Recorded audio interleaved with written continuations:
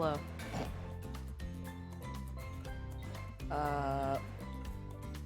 Spooky dating sim time? Yes, I think so.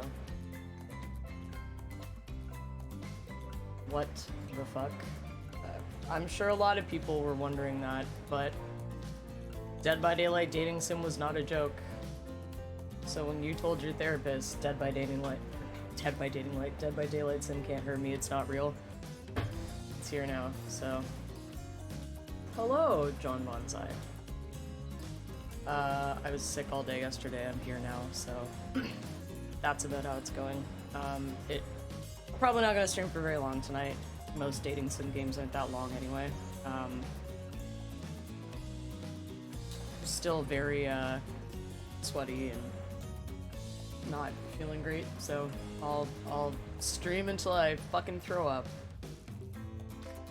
Hopefully not on stream. Hello, Omega. How are you? Hello, everyone.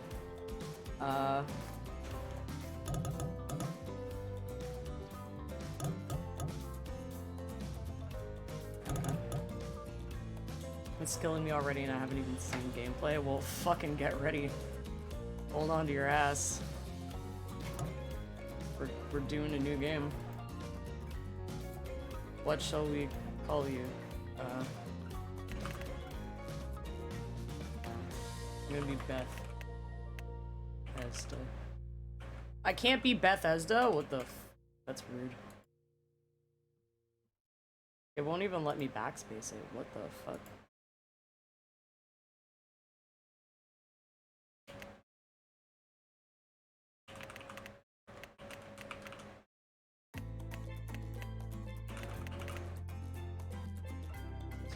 No, we're just gonna go with like Dick Titties 420 or something. Can you? This is already kind of a little bit janky. It's like you can't fucking backspace your name at all. Okay, thank you.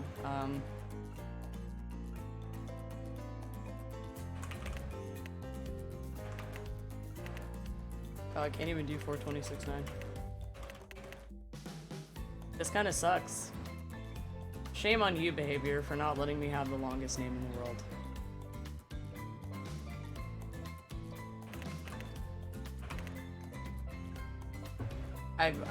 I'm not feeling thinking up a clever name today. I'm sorry.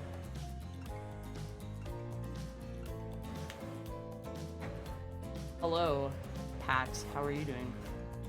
Still sick, but better. Let's see spooky dates. Yeah, let's.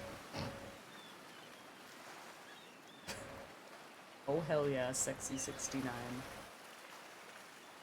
Hope you get feeling better, Dada. I mean, honestly, at this point, I'm just used to being sick because I'm sick all the time. Cough, cough, cough. Sounds like me already. You wake up on the beach, soaking wet, salt water stinging the inside of your throat as if you'd nearly drowned. Yeah, I couldn't fit Dick Titties, so I'm sorry if you're disappointed. Water falls from your mouth as you open it to gasp for air. You have no memory of how you got here. In fact, you can only remember your own name, but not where you came from or a single fact about your life. What you do know is that despite the outrageous beauty of the landscape around you, you feel incredibly sick to your stomach. Cough, cough. Who we seducing? Hi, Germ. I'm not gonna lie, I'm gonna go for Spirit, because Spirit is honestly cutest best girl. But, Huntress is fine too, I guess. Wow, I really went down the wrong pipe, huh? You need a minute, or can I go on? Ellipses. Because I can give you a minute. We've got plenty of time. Endless time, really. Oh, so am I dead? Probably. Oh, the ocean is talking to me. An eternity if you catch my drift. Whoa, not now. Ocean. Sorry, sexy 69. May I continue? Hello, Thunderhawk. Please, go on. Okay then, as I was... Cough, cough. Ellipses. As I was saying. You look down at your feet, ankle deep in the crystal blue water of a newly arrived wave. As the water recedes back into the ocean, it reveals a grotesque discovery. Oh my god. So spooky. Did the ocean just try to fuck you? I sure hope so. I found Huntress to be best looking, but I definitely vibe with Spirit a lot more. Still want Axe Mommy to marry me though. I just think Spirit looks cuter. Like, Spirit is cute. Huntress is like jacked to shit, very threatening. A decomposing face stares up at you from beneath the sand. All you can do is vomit, a stream of dark bile, bugs, worms, and other ick. Questions race through your mind. Where are you? How did you get here? Who is behind this incredibly charming and well-spoken voice in your head? However, answers don't come easy. Your mind is completely blank. My mind is normally completely blank, so... What will you do? I feel like I should dig up that face, and I hope everybody that's here agrees with me on that, because why would we not?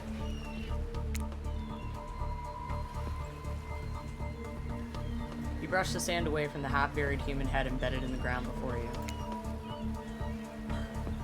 Oh, what's that? There is no body, just this head. As you pick it up, flakes of skin fall to the ground. The jaw falls open, revealing a gold coin sitting on the rotting tongue of this poor dead soul. Getting your hands dirty, I see. I like that. You're a take charge type. Yo, why the ocean flirting with me, though? Not gonna lie, that's a little concerning. Get some more light in here for everyone. Nothing wrong with a little dommying as a treat. Exactly, there's absolutely nothing wrong with that. You examine the gold coin briefly, happily distracted from what has otherwise been an extremely confusing morning. Also, let me know if the volume on the game is too loud. I think it's fine. Sun beats down on you drying your clothes. You check your pockets, but they're empty. Plenty of room for a gold coin, you suppose, and so you deposit it. Well, that's a nice coin you got there. What if you were to spend it right now?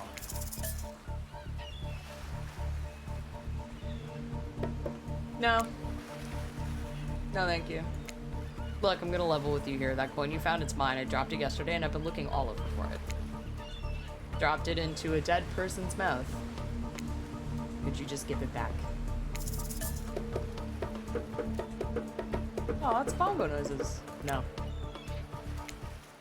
Be that way then. I fucking will.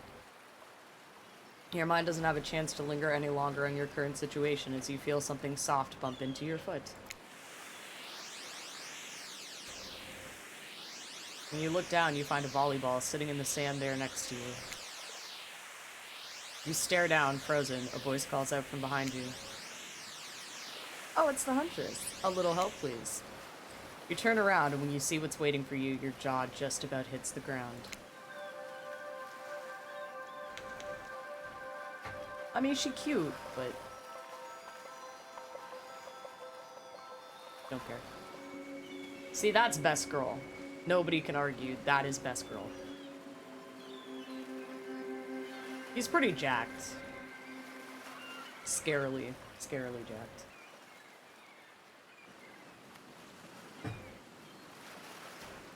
Okay. 4 gorgeous monsters stand halfway between you and a well-tended volleyball court. The shit. Each of them oozes with undead energy, a magical aura reaching out and penetrating you via your eyes. My eyeballs.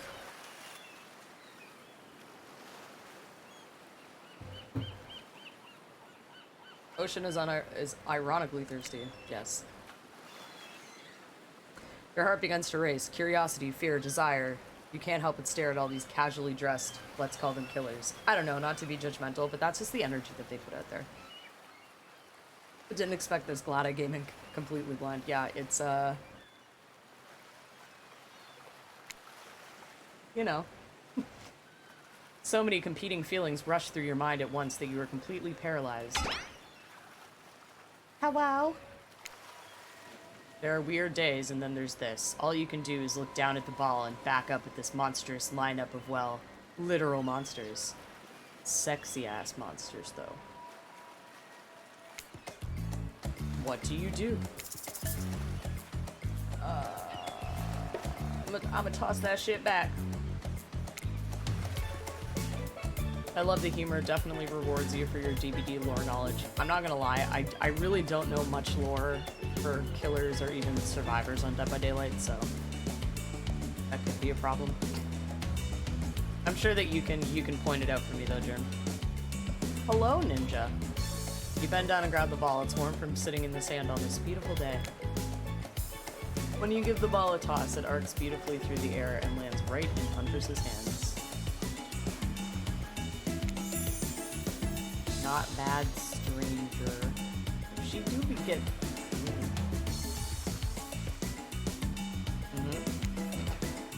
Huntress's muscles ripple as she grips it in her hand. You look her up and down and consider what it might be like to be held tightly in those strong arms. Warm, perhaps. Maybe a little sweaty.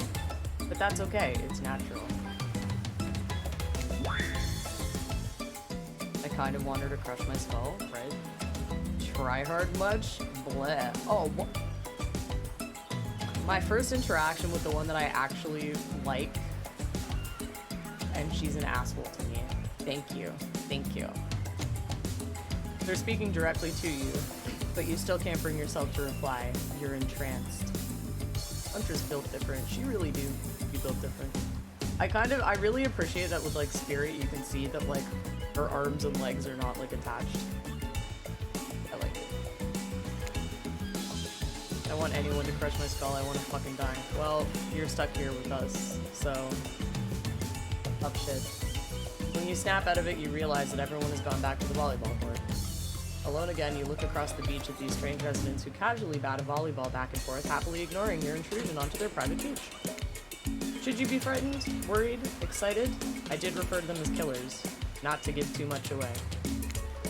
But at the same time, damn, they are looking very appealing in their own way, and nobody so much as lifted a blood-soaked finger in your direction. It's kind of a shame. Don't be scared, Sexy 69. You were made for this. Well, geez, if the spooky ocean voice says not to be scared, I'm sure it's all going to work out. With no good reason not to, you decide to head over and see what happens next. Okay. Seems like you've derailed the volleyball game just by showing up. You derailed the game just by showing up, nitwit. That's very rude of you, Trapper. Very fucking rude. What's it like being sexually appealing? Don't fucking ask me. Well, don't ask me either. Look, it's best to just go with what Trapper says when he says it. That's a policy I hold for pretty much anyone who always seems to have fresh blood on their hands.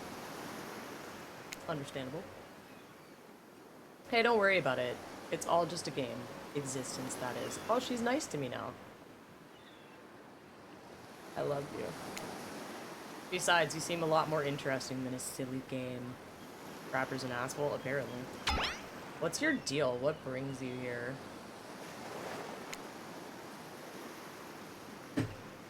You mean they're here to do more than distract from my total domination?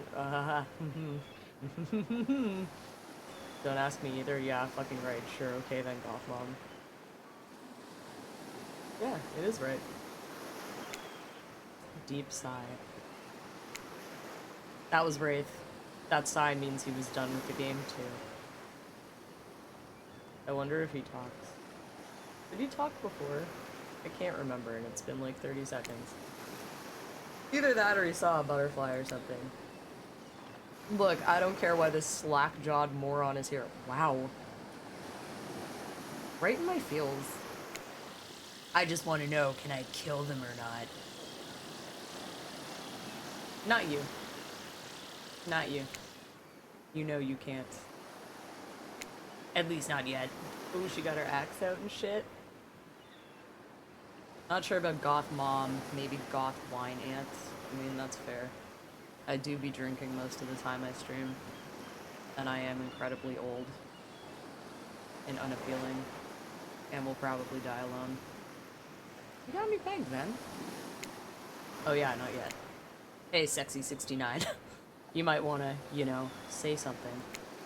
Actually, never mind. There'll be plenty of time for that soon enough. Right now, this group has some questions for you. But be warned, answer quickly and answer well. Uh-oh. This is a timed quiz and it will be very important later. Well, I don't like that. Very important. Or not important in any way whatsoever, probably that one. Why this game gotta confuse me so much? I've been playing it for like fucking 10 minutes. How attractive would you say you are? Not at all. Never thought of myself as attractive, even though my name is Sexy69. Well, watch it, that's bullshit. You're beautiful, you hear me? Aw, thanks, behavior. One thing to be a killer, it's another thing to just be rude. Yeah, I know. These people are fucking awful. If you could have any superpower, what would it be? Flight. Definitely flight. Technically, I suppose I can fly. Honestly, it's not all that it's cracked up to be. As far as I go, I'm still not where I want to be. That's kind of fucking depressing. What was your best subject in school? Definitely history. Out of those options, definitely history. Nice, it's important to know what came before so that we are not doomed to repeat humanity's mistakes. I mean, we will anyway, but still. What's your favorite animal? Cat. Definitely a cat. Well, why is everyone looking at me? You think just because I'm the typical cute goth girl, I have some specific love of all things cats and more specifically black cats? Well, I do, but you can all go to hell anyway. I love her. I'm already so in love with her. What's your favorite color? 3D old corpse. Nobody would expect me to pick this, so I'm gonna say 3D old corpse. That's a pretty edgy answer, right? Pretty dangerous. I talk about corpses. No biggie. Always cat. Always cat. I mean, I have a family dog, but like, I'm a cat person. I have two of them. Those are no good to me unless they've been frozen. You'd be surprised by how quickly good meat can spoil, or maybe you wouldn't be surprised. I'm still getting to know you. Huntress has very short hair. I just realized. I always thought her hair was longer. What's your dream job? Not working at all. If we get to do what we really want, why work at all? It takes a lot of courage to break free from society's expectations to climb the ladder. Jesus Christ. Only she could spin laziness into some kind of grand crusade, these damn millennials. So I feel like the Trapper is just gonna be the rude asshole for the entire fucking time. Best flavor of ice cream. Horse flesh.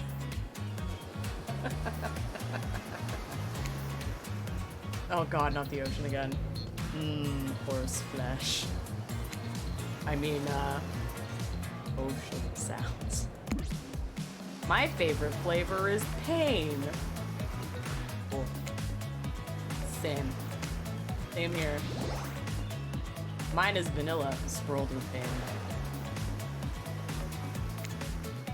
I think mint chip is the greatest flavor ever conceived myself, but enough about ice cream, am I right? The thirst in the ocean is best. Yeah. Hold on a second, this reminds me.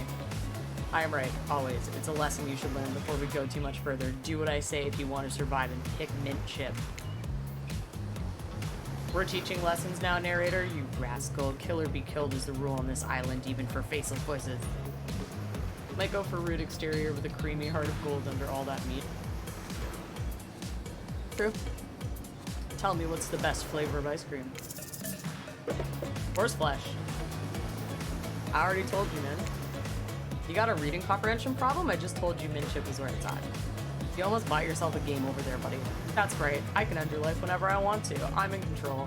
Don't forget it. If I say you like mint chip, you like mint chip. Now try it again.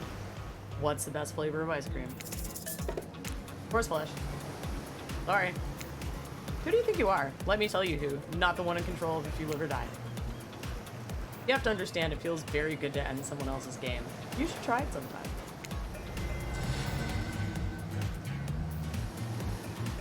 Okay, well that's it for the stream. Thanks for watching me play Flipped on You. Best game ever.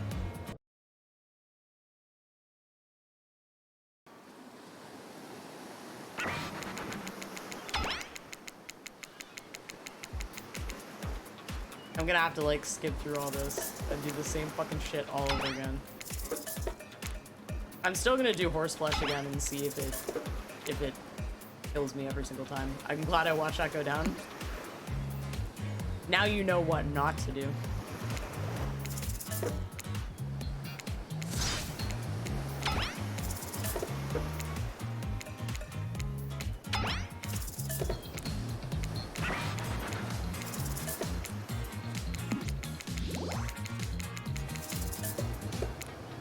I want to see if it'll like literally just like continuously game over you unless you say So if I don't agree and continuously say horseflesh, we'll just be stuck in a never-ending loop. Not optimal.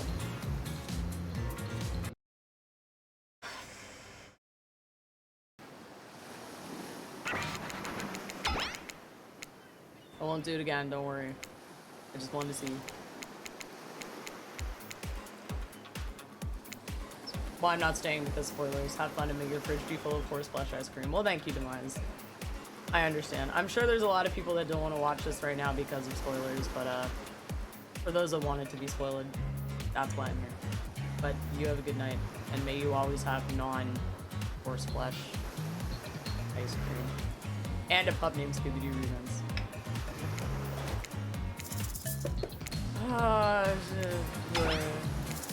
The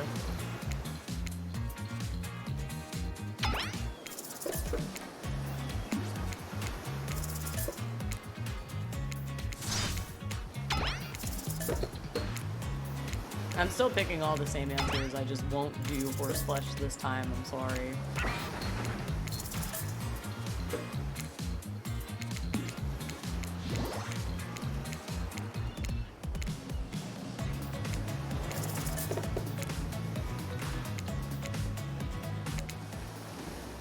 Great. We bypassed it. Anywho, now that they know so much about you, I'm sure the group wants you to start getting to know them.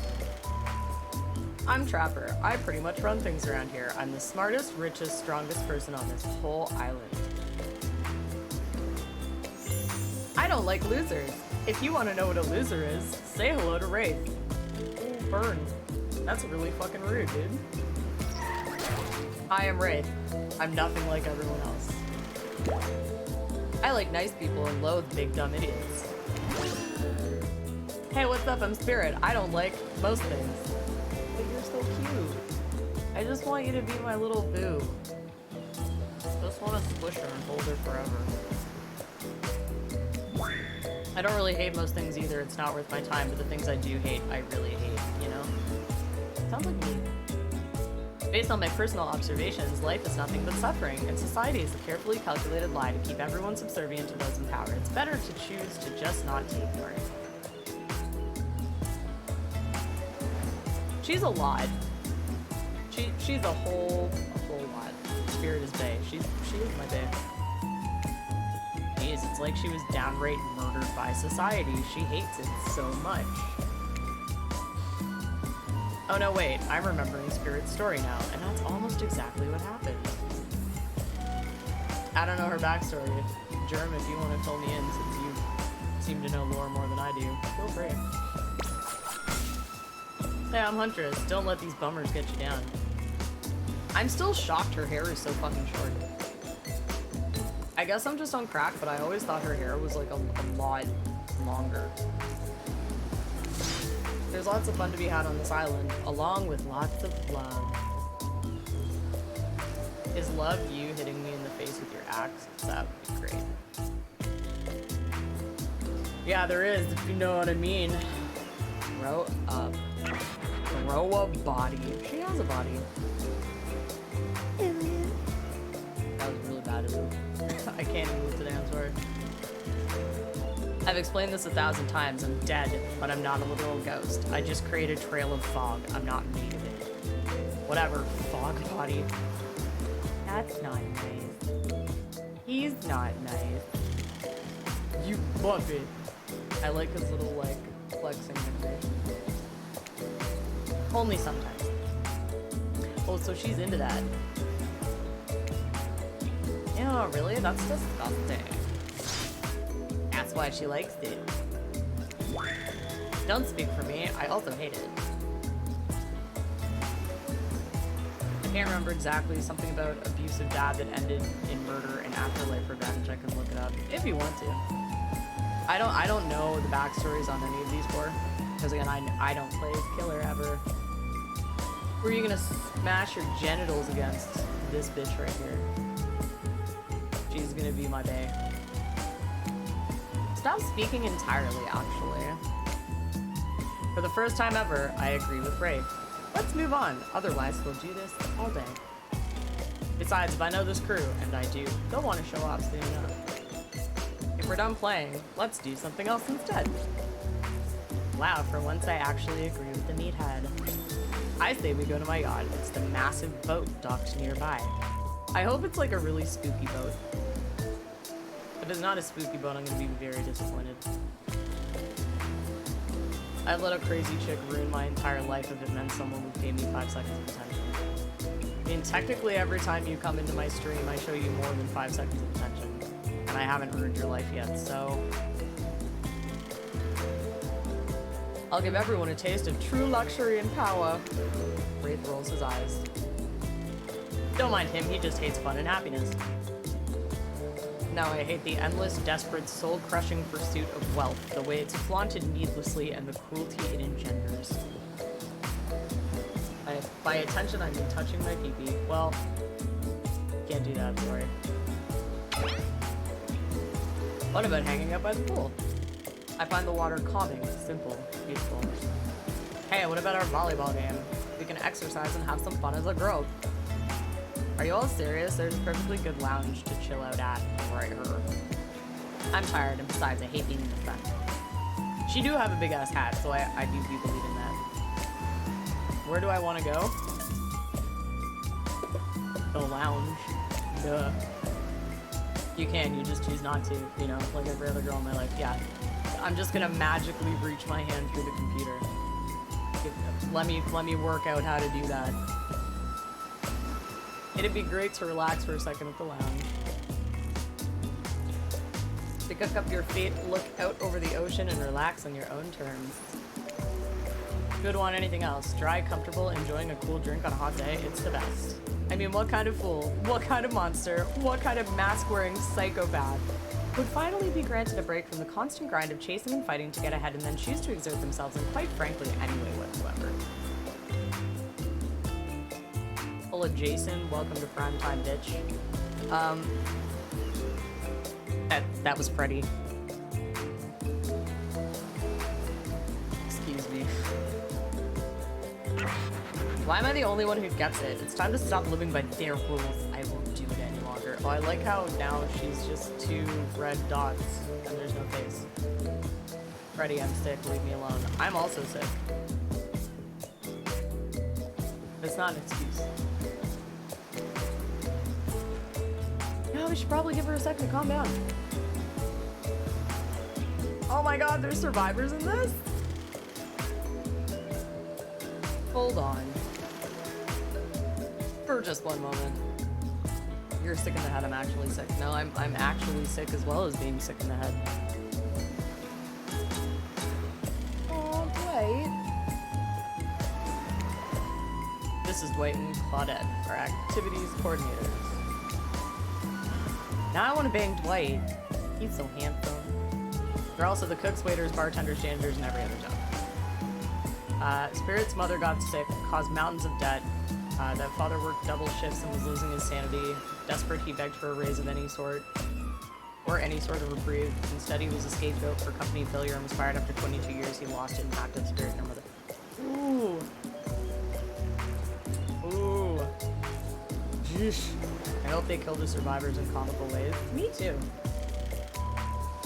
They're the only help remaining on the island. This place we call Murderer's Island. Cue dramatic musical formation. That was a sound effect, not music. Okay. None of the others survived. Survived the interview process, I mean. Hence why we shall heretofore refer to them as survivors with a capital S. These two have worked here a long time. So very long. I don't actually know how long it's been. Sorry, anyway, I should probably let Dwight and Claudette do their mandated jobs. They sure look happy, but they're vibrating with the nervous energy that is starting to give me the creeps. It's fucking rough for a backstory, holy shit. Yeah, tell me about it. I'm sure that all of the killers have really fucking horrendous backstories. Except the licensed ones. I mean, some of them do, but I think that their original IPs probably all have terrible stories. We will now escort the group to the venue of your choosing. However, in the future, we recommend waiting for us to present you with your options whenever possible, and don't just run off to various activities unsupervised. Okay, Dwight. We don't have much autonomy around here. The least you can do is allow us to do our job. The most you could do is help us get off this island. Dwight. Huntress's backstory is heartbreaking. What's her backstory? She looks like a babushka. I always thought she like died in a war or some shit. I don't know why. Yes, pardon me, follow us. Hey, narrator. Yes, is there something I can help you with? Those two, Claudette and Dwight. Did they just start to mention something about wanting to escape? Is escape an option? Should I be trying to escape? Escape? Them? Oh, no. I think you're mistaken. Well, it seemed like Dwight was asking for help to get off the island, though. Oh, right, that. Yes, that's true, he was, but he just meant that he wants to get to the other vacation island getaway, which is a couple miles south of here, but it has much fancier accommodations in this island.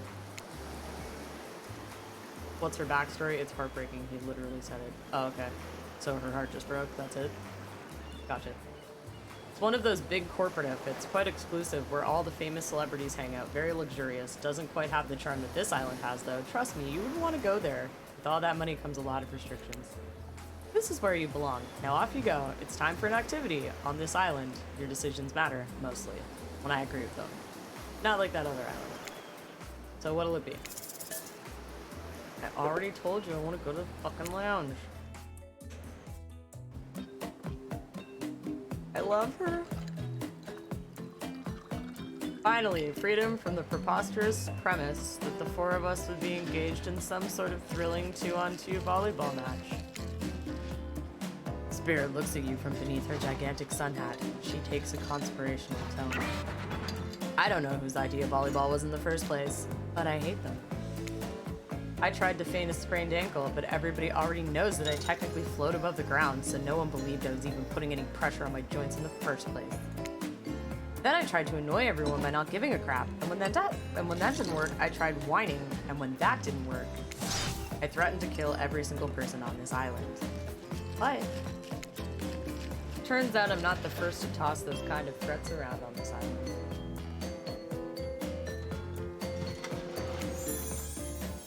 So thanks, I guess, for getting it called up. Oh, I like the little sparkle. She's so cute. Are we threatening to end each other again? Now it's Dwight who takes on a conspirational tone, his eyes shifting as he slips into a loud whisper. Please, just make it quick. Is what you'll be saying when we get behind the bar to make you the drink of your dreams. Ah, ha ha ha, hilarious, right, Dwight? Yeah, right. So what do you be having? I will have sangria. I literally just hydrated with this. This is what I'm hydrating with. You watched me do it. I just didn't announce it. Something fruity but refreshing. Hold the coconut rum. A sangria, maybe. My pleasure. Oh, everyone's here. I thought I was here alone with Spirit. That sounds nice. We used to make drinks like that back home. Well, not we exactly. I watched someone drink a drink like that once. They looked happy. Now's your chance to be the one with the drink. What do you say? This is some sort of juice for a child? Are there children hiding about? Sangria is an alcoholic beverage. It's not juice for children. That's not water, that's television static. I like crunchy water, what can I say? She lived isolated in the woods with her mother. They were surviving, but one winter was harsh and didn't have enough food to last, so they stalked an elk. The The elk charged the young Huntress, but her mother stepped in and was impaled. Huntress was too small to move her mother, so she stayed dying with her dying mom. Mother hummed Huntress's favorite lullaby to calm her before succumbing to injuries. Huntress knew just enough to survive isolated. Oof. That's fucking sad, too. It was probably like Bambi's mom coming back to get revenge. No, it's for adults. The kind who like, you know, tropical fun. Oh, I see. Huntress really seemed to perk up at the idea of kids being around, and is bummed to hear there aren't any, but I'm quite glad it's just grown-ups on this island, personally. Little ones should definitely not be exposed to this. Not my cup of tea, but okay, sure. But you can still use it for a toast, yeah? To new adventures. To new friends. To, Clink. Did you just say Clink? No. Since we've fulfilled your requests, it's time for you to return the favor. Should have known there was a catch. Icebreaker time. Ooh. I swear, had I known they'd pull this kind of faux enthusiastic community building crap, I'd have never suggested that we attempt to walk to the lowest point of the ocean before I ever set foot near this park. You don't think it could be kind of fun? A little fun? Never mind, I hate it, this sucks. But it could be fine, or whatever you say. Has anyone seen my hat? He's a very anxious boy. Great. I've literally never seen him in a hat. If we must make small talk, I'm at least picking a topic before we end up being forced to do some lame improv game that nerds learn at their non-sports after-school activities that I definitely never did because I'm not a nerd. Methinks a certain someone doth protest too much. Sitting here on this beautiful sunny afternoon, warm sand beneath cool fog beneath my severed feet. Please, talk more about your limbs being severed. It turns me on. Why is Hunter's muscle mommy? She just is. She's jacked. Red seems sweet. Yeah, he seems very anxious, but he seems like a sweet boy. The topic I choose is books, novels, comics, fiction, or non. Reading is the only real escape from the inescapable horror of life. The escape into your own mind. A groan rolls through the crowd. Not a lot of readers here, I'd imagine, based on that response. They were much more enthusiastic about drinking. Yeah, drinking was pretty great. As she grew older, she wanted a daughter, but she didn't know how to care for children, so she'd hunt humans but try to look after the girls. But the girls inevitably died. Oh, there's more. It gets even worse. Considering the situation we're in, it seems an appropriate time to ask you. Sexy 69, what's your desert island book? The one book you'd bring with you if you were, well, on an island like this. Oh, and it has to be classic horror for reasons that should be obvious. She means because this is an island of horror villains, and also those books are all in the public domain. Nothing too modern. Humanity has really gotten soft these past 100 years, so what's your favorite?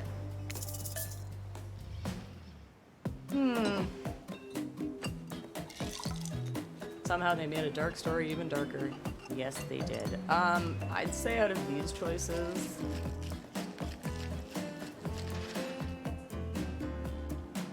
Out of these choices, I would say Dracula. Frankenstein because it was pieced together. I mean, she's not pieced together, though. She is in pieces, yes, but... I'm saying Dracula. I'll just play the bongos for the rest of the stream by doing this. Dracula is one classic that's still scary. Bro, if she says Frankenstein to me, I'll lose my shit and I'll fucking throw my monitor out the window. To be seduced by some beautiful stranger only to learn later on that they're an immortal villain. Act apart with the katana. That's pretty hot though. It's downright thrilling. Oh, she liked my response now.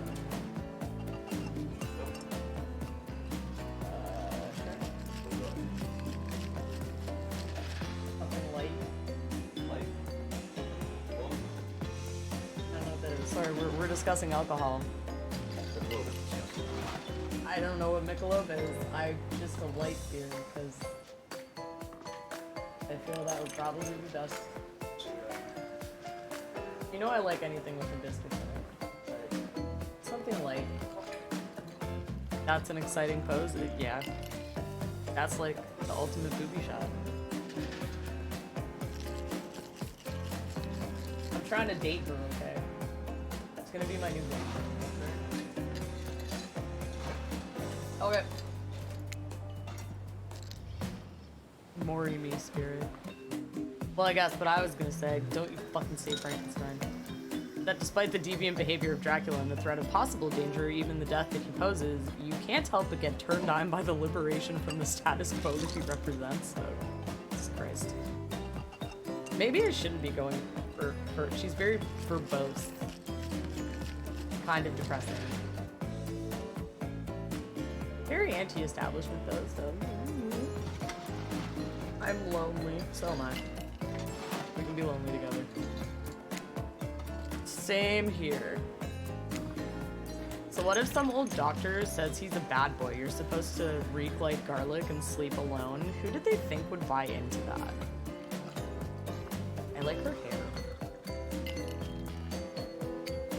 If you're gonna be trapped in the nightmare that is undead life eternal, which I know a little something about, you could do a lot worse than great clothes, a castle, and a lover who doesn't take shit from anyone. That's true. Gotta fuck off from the office, I'll be back in a bit. Alright, we'll see you later, Germ. The scariest part of Dracula is thinking that no one will ever be quite as interesting to make love to as the vampire. What are you talking about? Sex a lot here. Starting to get all...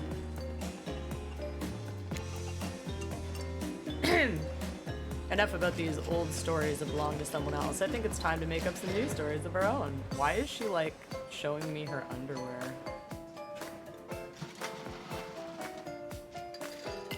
Okay. Before you know what's going on, Huntress is waving an empty vodka bottle in the air, a devilish twinkle in her half-mask-covered eye. That's an axe, it's not a vodka bottle. Might I suggest something a little naughty? Let's all get in a circle and spin this bad boy. Oh, okay. Oh shit! The ultimate Chad, the trickster, appears. Trickster, isn't it a bit late to introduce a new character? I thought I was the one who gets to make the rules, so I'm not sure who I'm asking. Maybe it's I know it's her bathing suit, but it was just a very, like, strange. But I wasn't ready for this. Man, if Trickster is an option with this 8-pack. Well, hello, and who is this new fan in the waiting? I will say he don't be looking as cute as he does in the game, though. Beat it, hack. I don't know, what's the harm in inviting one more person to join the circle for our game? Oh, I can't stay. I was just saying it's a great idea, while also teasing the secret Trickster ending. Rats. I've got much, much better things to do than hang out here. I'm famous. Chittles. Bye, Trickster. Yeah, no, Trickster is like the sexiest killer that everybody loves, so it makes sense that they would give him at least a cameo in this game, because, like, again, everybody is fucking obsessed with him, so. The rules are simple. First you spin, then you swap. Spit, that is. But let's be clear, this ain't a peep show. We're here to have a good time, but in a classy way. All makeouts will happen out of view of the public eye, real romantic-like. Yes, romance is the goal, so we'll all be waiting here in complete silence, trying to listen in and use our imaginations while you make out on the other side of the bar, but not watching. Like adults. Romantic, well-adjusted adults. That doesn't sound fucking creepy at all. Sexy 69, you're up. You grip the bottle in your hand and put your fate in the hands of the empty bottle gods. Minigames consist of 2 parts: on top a pointer which rotates in a clockwise direction, and on bottom a target you're going to be pointing at. This here upcoming minigame is a special minigame, perfect for the less coordinated because there is no winning or losing. Not technically, whenever the pointer stops, that's your result. I suppose if it doesn't stop where you want it to, that's a bit like losing, but no one has to know if you don't tell them. Sure.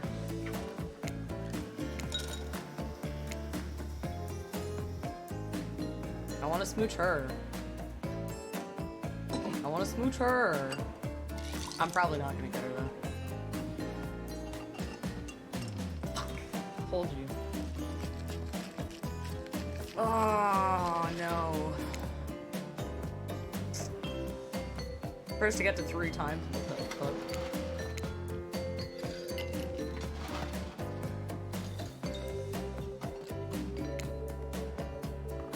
Oh god, no.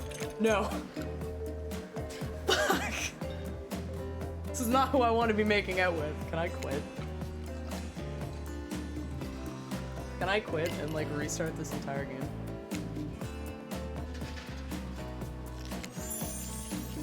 Now you're looking across the beach to a trapper, lust in his eyes, sweat glistening on his skin. I don't want this. I don't want this. I don't want it. My heart is not racing, and I do not feel my pulse pounding in my ears. I feel like I'm going to vomit. Ugh. Trapper takes you by the hand, and you sit face to face in a private section of the bar. Great. He begins to reach for you, putting his hands on your shoulders. You're sweating, but not in the sexy way he is. You're sweating in the gross way you'd sweat at the interview for a job you're not even remotely qualified for. You don't know what to do. If you try and lock lips in this state, you might gross him out so completely that he'll never be able to look at you romantically again. Good. Trapper, I, you, we. Save it, it's not happening. Good. Amazing. Thank you. I think I'd rather be hunted. Yeah, me too. Don't cry. I know, to get this close to a living god and then feel the sting of rejection, it must hurt bad. But don't take it personally. Well, do, but use it to make yourself stronger. That's not because I don't want to, it's because you haven't earned it yet.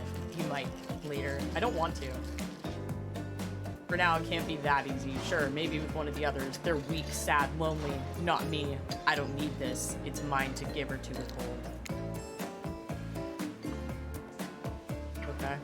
You really dodged a bullet. This means you'll have a chance to present yourself in a bit more flattering of a light later, assuming you survive. I'm not ashamed to tell you that I think you're cute, and I would make out with you so hard your heart would cave in if I wanted to, and I do, but I still won't. Okay. Tell anyone I told you this and you die, they die, and then I have you all revived and kill you again. If anyone asked, I was the best you ever had. Which I might just be another time. I hate to break up such a passionate moment, but we only assume was passionate because we never spy on you constantly while you stay on this island. But dinner is being served right away, and we must insist that you join us. We wouldn't want anyone dying of starvation when there are so many more interesting things to die from. Okay.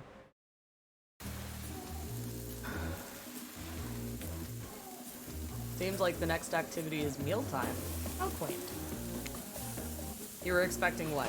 Capture the flag? Do you know how complicated it is to run a game like that? Much more so than sitting and talking. You arrive at the cookout area to find an assortment of picnic tables scattered around. What were you expecting? Some kind of grand hall vacation banquet table? This ain't some prestigious fancy epic like you find on cable. Dwight and Claudette usher you to your seat, but there's very limited seating directly around you. And oh great, terrific. It seems that everyone wants to sit next to you. Good, they should. Even better is that they don't want to sit next to certain other people either. And they say that a hero can save us. Hello, I'm Shay. not gonna How stand are you here and wait. I hold on to the wings of an eagle. Why does it all fly away?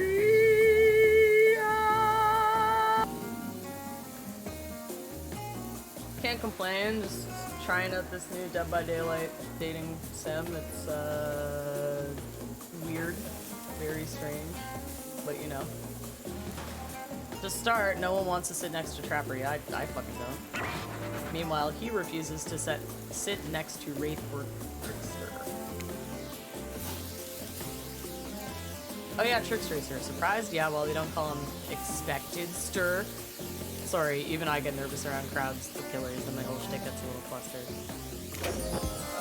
Hey there, you're looking good, sexy 69, real good. I pick like the stupidest name and I'm just like making myself laugh at this point. So I hope that you all at least enjoy that. We literally can't let hunters and trappers sit together. No, seriously, their arms are too big. They can't fit at the table if they sit side by side. Look at this. We can't even fit everyone on screen at the same time. You probably think it was an error, but it's not. It was completely intentional. Let that be a lesson to you. Every error you think you see is a choice. Got that? Okay, Dwight and Claudette are directing traffic. You sit on one side, the rest of them will sit opposite you. That name is killing me, I know. I'm sorry, I couldn't think of anything better than Sexy 69. Except for Guy 42069, but it wouldn't let me do that. Hunters and Trapper can sit at the ends with their enormous, sexy arms. Now that everyone is seated, we can begin dinner. Tonight's meal was prepared slowly and carefully with both love and hate for 12 hours over a spit. We hope you all enjoy. We really, really hope you do. Okay, you didn't actually tell us what you're serving. What are we eating? It's meat. Seasoned with a specific number of special herbs and spices that we simply can't divulge. Are we eating KFC? Hell yeah. My favorite. Meat is good. Meat is murder. Okay, someone's been listening to the Smiths. Which you'd know considering what you've been up to. Who are you to get judgy now? I'm just sharing facts. You need to murder something to eat its meat, so that's like technically true. Technically true is the best kind of true. Okay, enough yapping. Let's eat. Hey, Sexy 69, are you thinking what I'm thinking? Probably not. It's gonna be a person on that spit, right? Or several parts of overlapping people, perhaps. I haven't seen many pigs wearing palm tree button-down prints, you know? When you look closely at the spit, you spot what definitely appears to be scraps of fabric sandwiched between some layers of meat. I think I might be sick. Is there anything else to eat? This took 12 hours. And we do literally everything on this island. Actually, there's one thing you're not doing today. You're not carving up this delectable meal. Wow, he's right for a change, because I am with my broad axe. It's the perfect tool for easily chopping anything in twain. First, who says twain? Sometimes I swear it's like we're all from completely different historical eras. Second, I'll handle this with my cleaver. Fast, powerful, and clean. At least it's clean when the meat is cooked. No blood. Ugh, you two and your ridiculous bicep swinging contest. Enough. Grow up. Obviously, my gorgeous katana is the only option. Obs. The hell it is. Oh, I'll show you both my katana and send you to actual hell if you'd like.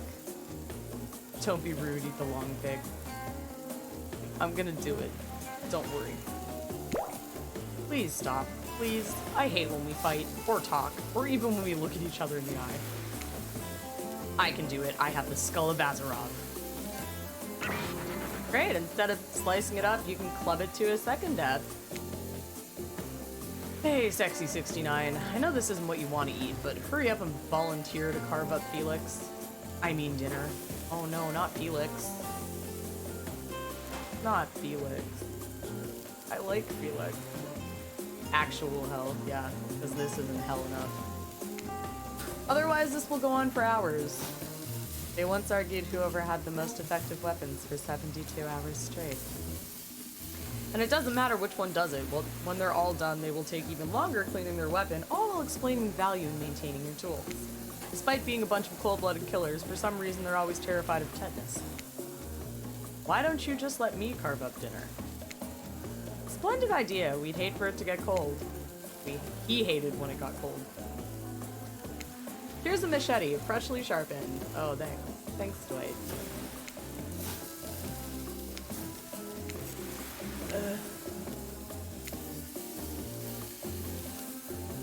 Oh, shit.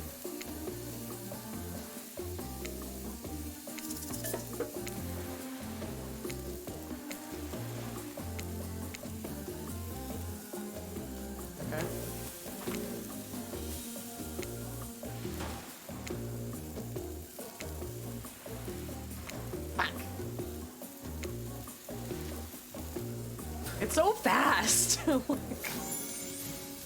making me dizzy just watching it. That was pretty good. I'd like to see what you could do with the less clumsy weapon. Yeah, I said it. Machetes are dumb. Dinner is finally served. For real. The sounds, especially coming from the masked killers while they eat, which involves lifting their masks and shoving food up behind them, are nasty. Spirit, meanwhile, doesn't even eat. She's the only one who seems to really be embracing being dead. You're all dead, right? This is obviously hell, I mean.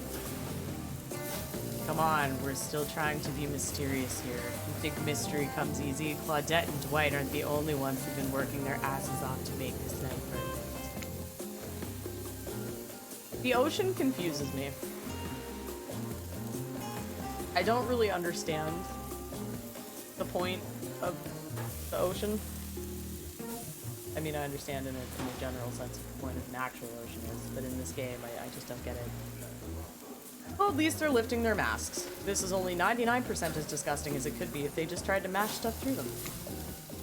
Spirit, why aren't you hungry? Two best things about being dead is not having to eat. Oh, I guess that skipped accidentally. I'm assuming I said what's the second thing. I'm sure Felix will be fine. Felix just went to live on a farm. Poor Felix. Think about it, Sexy 69. Number 2 is no number 2. One less thing to think about in the afterlife. Even if I wanted to eat, I have no idea what would actually follow. Yeah, I guess that's true. You might have noticed, but I'm mostly just a bunch of dismembered body parts floating in a spectral form. Do you see how deep this cut on my abdomen is? I don't think my digestive tract connects anymore. Between the food and the behavior of the group, this might be the worst meal in history. But even worse is they're staring at you. You're not eating. They don't like that.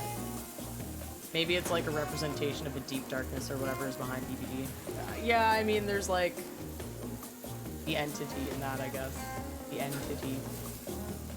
Haha, titty. I think they want an explanation why. What do you want to tell them? I'm gonna say, look at that seagull. Wow, you ever see a seagull that big? I haven't. That's incredible. Anyway, what were we talking about? Lame Mr. X. Yeah, she's right, Sexy 69. Pretty lame. Own who you are and never compromise. Didn't you wash up on this island with no memory of who you are and how you got here? Aw, yes, you did, poor thing. You have no idea the last time you ate a real meal and you've been standing in the sun. But the seagull. Uh-oh, he just made a lot of good points. You're beginning to feel lightheaded. It waved at me. Maybe you need to eat to survive here. Either that or someone poisoned you. No way, you haven't eaten, so you can't be poisoned.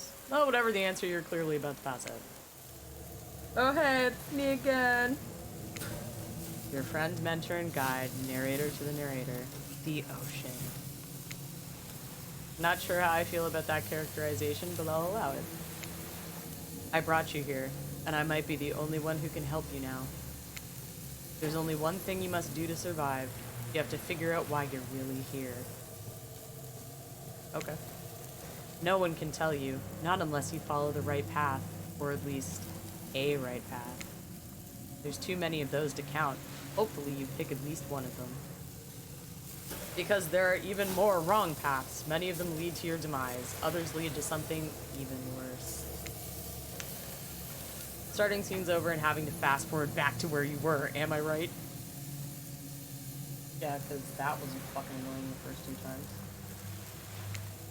For this place holds many secrets, even from itself, but the one that truly matters can only be learned if you answer the most important question. Why are you here? Why are you here? Answer that and you'll learn the truth. The ultimate truth. Vague, mysterious. I gotta give it up to this ocean character. That's some quality early game storytelling. Hold on, I'm back. Oh shit.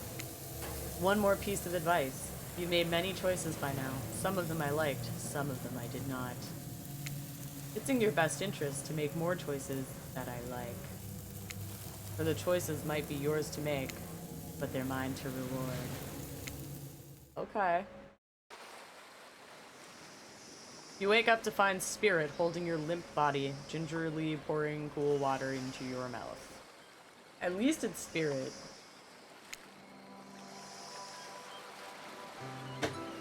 Don't you just love the ocean at night? I do. Staring out over the vast darkness of the ocean really validates the feelings inside me that we're all truly insignificant and the only thing worth pursuing is revenge. I have to wonder, how could anyone believe anything else? You look out into the darkness of night and ponder her question.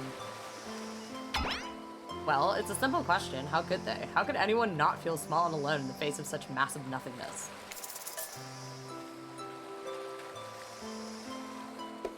You found someone special. I used to feel that way. Small, unimportant, alone, but lately, I'm not so sure. Started to feel different. Started to actually think that maybe this island is where I might meet someone special. Watashi wa shite inus. Hello, Harm. We're playing a dating sim. I'm trying to find love.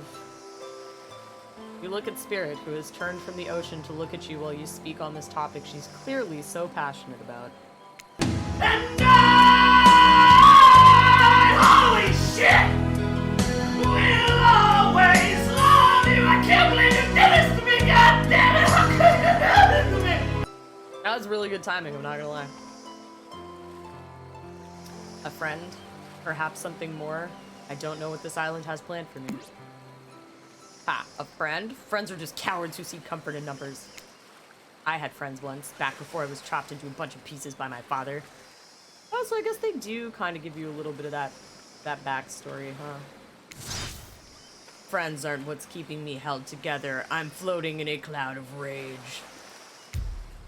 Ugh, I was so dumb. So busy trying to please everyone and be the perfect student, the perfect employee, the perfect daughter. I didn't take care of myself, and now I'm all I've got. Worst of all, I got distracted from my true purpose, my destiny, the purpose that was sitting inside me my whole life. Spirit looks around to see if there's anyone else on the beach. When she's convinced that it's only the two of you, she continues. There's a dragon that lives inside me. I've always known, but I've tried to ignore it. When I couldn't ignore it, I tried to push it down. I'm so stupid. You're not stupid, that sounds badass. Right? But I didn't let it out, and then I, you know, chop chop. Now that dragon is pretty much a one-track revenge beast. But enough about me. What's inside of you, stranger? You want to see what's... I say nothing but darkness. I'd kill to have a dragon. Maybe not the best choice of words. I mean, a dragon sounds awesome. Honestly, though, I don't feel like I've got anything inside of me at all. Just darkness. Never-ending darkness. Pornhub. Hope y'all had your headphones in for that one. And here I thought Spirit was the biggest goth on the island until you arrived. Oh, she did the sparkles. Perhaps I could light a torch and search through that darkness. Just as things are really heating up, you hear a flurry of footsteps behind you, and you quickly spin around, ready to fend off whatever new danger has popped up on this strange island. Only to find that it's Dwight and Claudette sprinting across the beach, clipboards in hand, which they're waving in the air above their heads. I will kill them both. It's very important that we stick to the itinerary and attend each event as scheduled. Playing Sig for cute flirt points was not a part of this evening's activities. That's strictly slotted in for after campfire story time. At this rate, we'll be late. Playing sick? No time for excuses. Well, there is, but that's scheduled for after what comes after the flirt. Get it? The excuses after the flirting and the... I'm sure you all understood. Go, go, go, go. Okay, go time.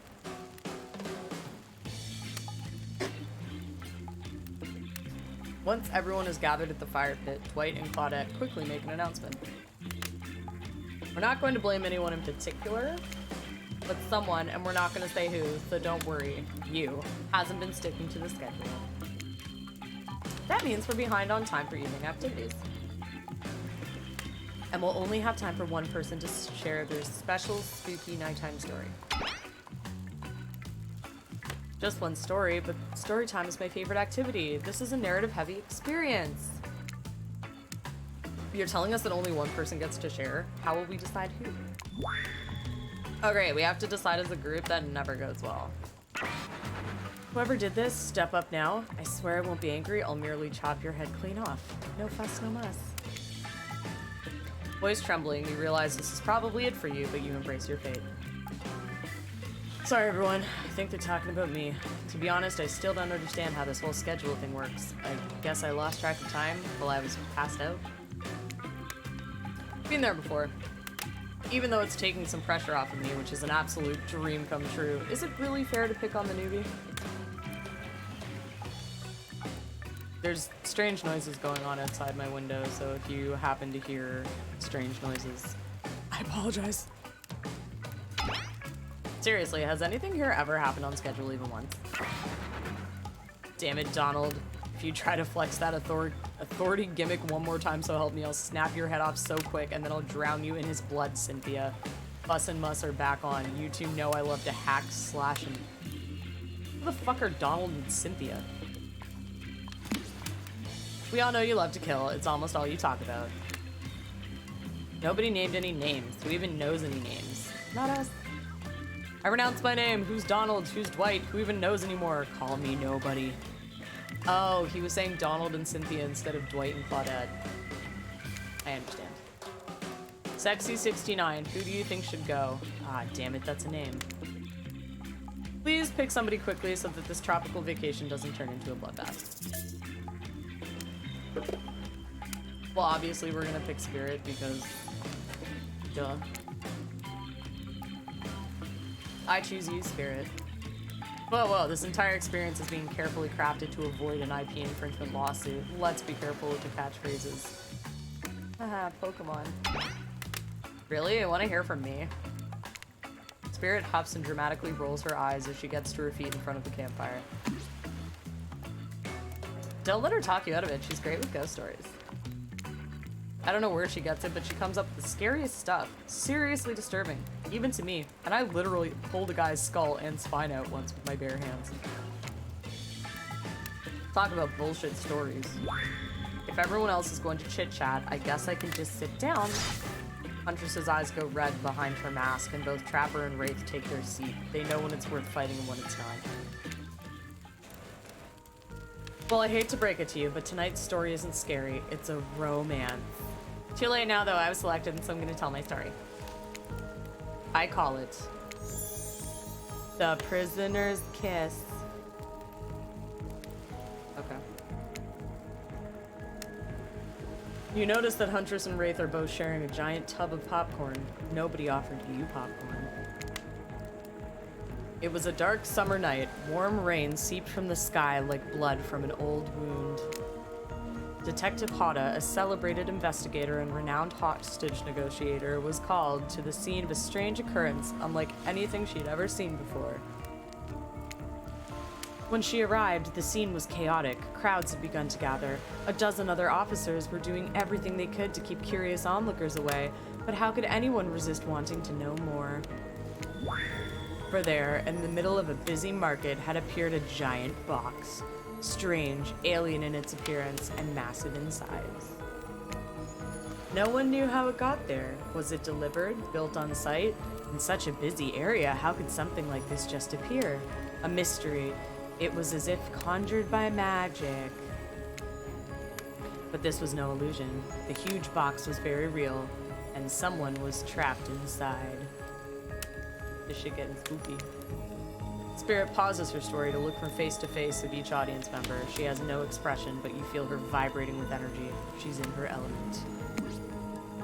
Help me, cried someone inside the box. It was a man, terrified, trapped, imprisoned, his voice trembling. By now it was as if every detective in the city was there, looking this strange structure up and down, inspecting it on every side. It didn't make sense. There were no doors, no windows, no fasteners or seams. It was completely solid and much too heavy to move by hand. Solid, that is, except for a single small slit, just enough to see the bloodshot eyes of the prisoner trapped inside. I don't know what happened. I woke up and here I was. I'm so scared. Please help me, cried the man, as if pleading for his life. No stranger to tense situations, Detective Hada comforted the man. She used her training to calm him and buy time for the other investigators. However, time did not bring clarity, only anxiety, as the night dragged on with no progress opening the box. And as the night grew longer, the seeping rain puddling on the ground, the man inside grew more desperate, more sad and lonely, more pathetic and in need of help. But Detective Hada was no help at all. Powerless to save him, guilt began to weigh on her like it never had before. Don't let me die in here, the man begged. Don't let me die alone. Stay calm, instructed Detective Hada. You're not alone. I'm here. Hell, half the town is here. We're all in this together and we won't let this be the end of your story. Looking through that narrowest of passageways, Detective Hada watched her own reflection in the tear-filled eyes of this strange, sad prisoner. Together, they both wept in silence at the hopelessness of the moment. Promise? Asked the man. Promise that I'm not alone? Yes, she promised. I do. A simple pledge.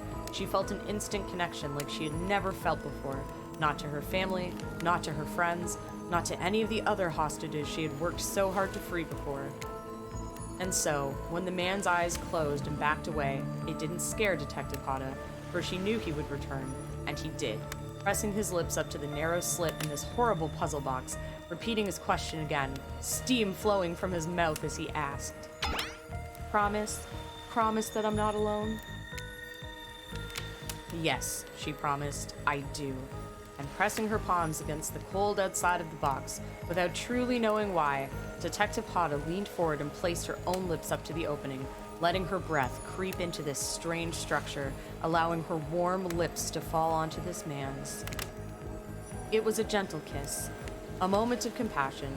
She could feel in this brief contact the beating of her heart, pulsing blood through every inch of her body, matched beat for beat in his soft touch.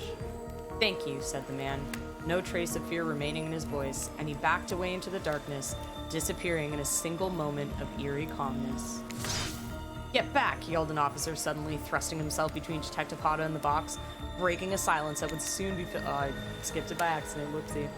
Something had triggered as if an unseen lever pulled, and the side of the giant box began to slide open. Detective Hada gripped her flashlight tightly and pushed forward into the foggy interior of the giant box, her feet splashed in the puddled rainwater, her heart racing as she swept her light from side to side. And that's when her eyes landed on the man, or at least landed on what should have been him. Aw, she's crying. Look, she's crying. There, in the corner of the box, was a pile of pieces, like parts of a doll, almost pulled apart, or perhaps that's just how Detective Hada had to think of him in that moment to survive. A collection of segments, limbs, pieces disconnected from one another, cleanly severed and placed in a neat little pile, and atop that pile, a head. Cold, pale, eyes open, lips an icy blue. Spirit stares at the fire, her own expression lifeless, her lips blue. Tears fall from her chin and soak into the sand at her feet. You're blown away by the story, and it's safe to say you're not alone. Everyone else is looking into the fire or up at the sky, anywhere but its spirit. It was you who chose her. You who initiated this harrowing tale. So sad, so creepy, so sensual? She really went into great detail when it came to describing that kiss. Too much detail, and now no one is sure how to act. Dwight and Claudette are staring daggers at you. You have to do something. This game was supposed to be a light-hearted romp. Please, I said do something! Took me too long to figure out what the story was about. And now you know.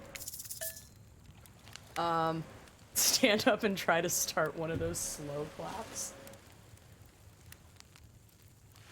Cool story, bro. I feel like I should hug her, but I feel like she's gonna get angry if I hug her, but I also feel like I shouldn't try to slow clap or be like, oh, cool story, bro. So we gonna hug her. You stand and without saying anything approach Spirit, reaching your arms around her for a hug. Her robe, hovering in the air, begins to wrap itself around you and squeeze you into her. It's kind of like being hugged back, but also like being tied up. Certainly not what you expected. Instinctually, you pull yourself away, but it's an awkward movement and you nearly fall over into the fire. Spirit says nothing and floats away without so much as a goodbye. You, meanwhile, realize everyone had just watched this truly strange interaction from the corners of their eyes. On that note, everyone decides it's time to take a break and split up for a little bit so that they can all have a moment alone before bed. Everyone leaves and you're alone by the fire. The only thing you hear is the ocean slowly lapping against the shore. This is nice. A true moment of peace and tranquility that lasts for all of 7 seconds because Trickster shows up and he's blaring his latest song. Why does he keep coming in here like this? Hey baby, you look lonely. You mind if I join you? He doesn't wait for an answer. I know you've been hearing from these guppies all day, but I want you to hear something from a big fish like me. Something special those in charge of this island don't want you to hear. I'm the ultimate catch on this island. The only lobster in an ocean of sardines. No one can give you what I can. You just have to find me. Come find me, baby. Okay. Trickster leaves. You're a bit confused about what to make of his cryptic clues, but you aren't going to get any time to yourself to think about them just yet. Spirit approaches you. You know, I was watching you while I told my story. I could tell it was having an effect on you. Yeah, I had a raging boner the entire time. This fog that follows me around, I could feel you breathing heavily, taking me in. You and I are both absolutely flabbergasted at that piece of information. Legit, you learn something new every day, even when you're a narrator. They made that Spirit a big titty waifu. They did. Huntress is also a big titty waifu. Wraith is like anxious soy boy, and Trapper is like Chad asshole, basically. But she's definitely like the big titty goth GF of the game. You're doing it again right now. You need to calm down. You should come to the hot tub with me. This is what I wanted. It's all I wanted. Dipping in hot tubs with the Spirit, you've come a long way in a single day. I'm not saying you shouldn't follow her and offer like that. Just don't forget our little talk. Fuck you, Ocean. I'm going in the hot tub. You and your storyteller friend slip into the water.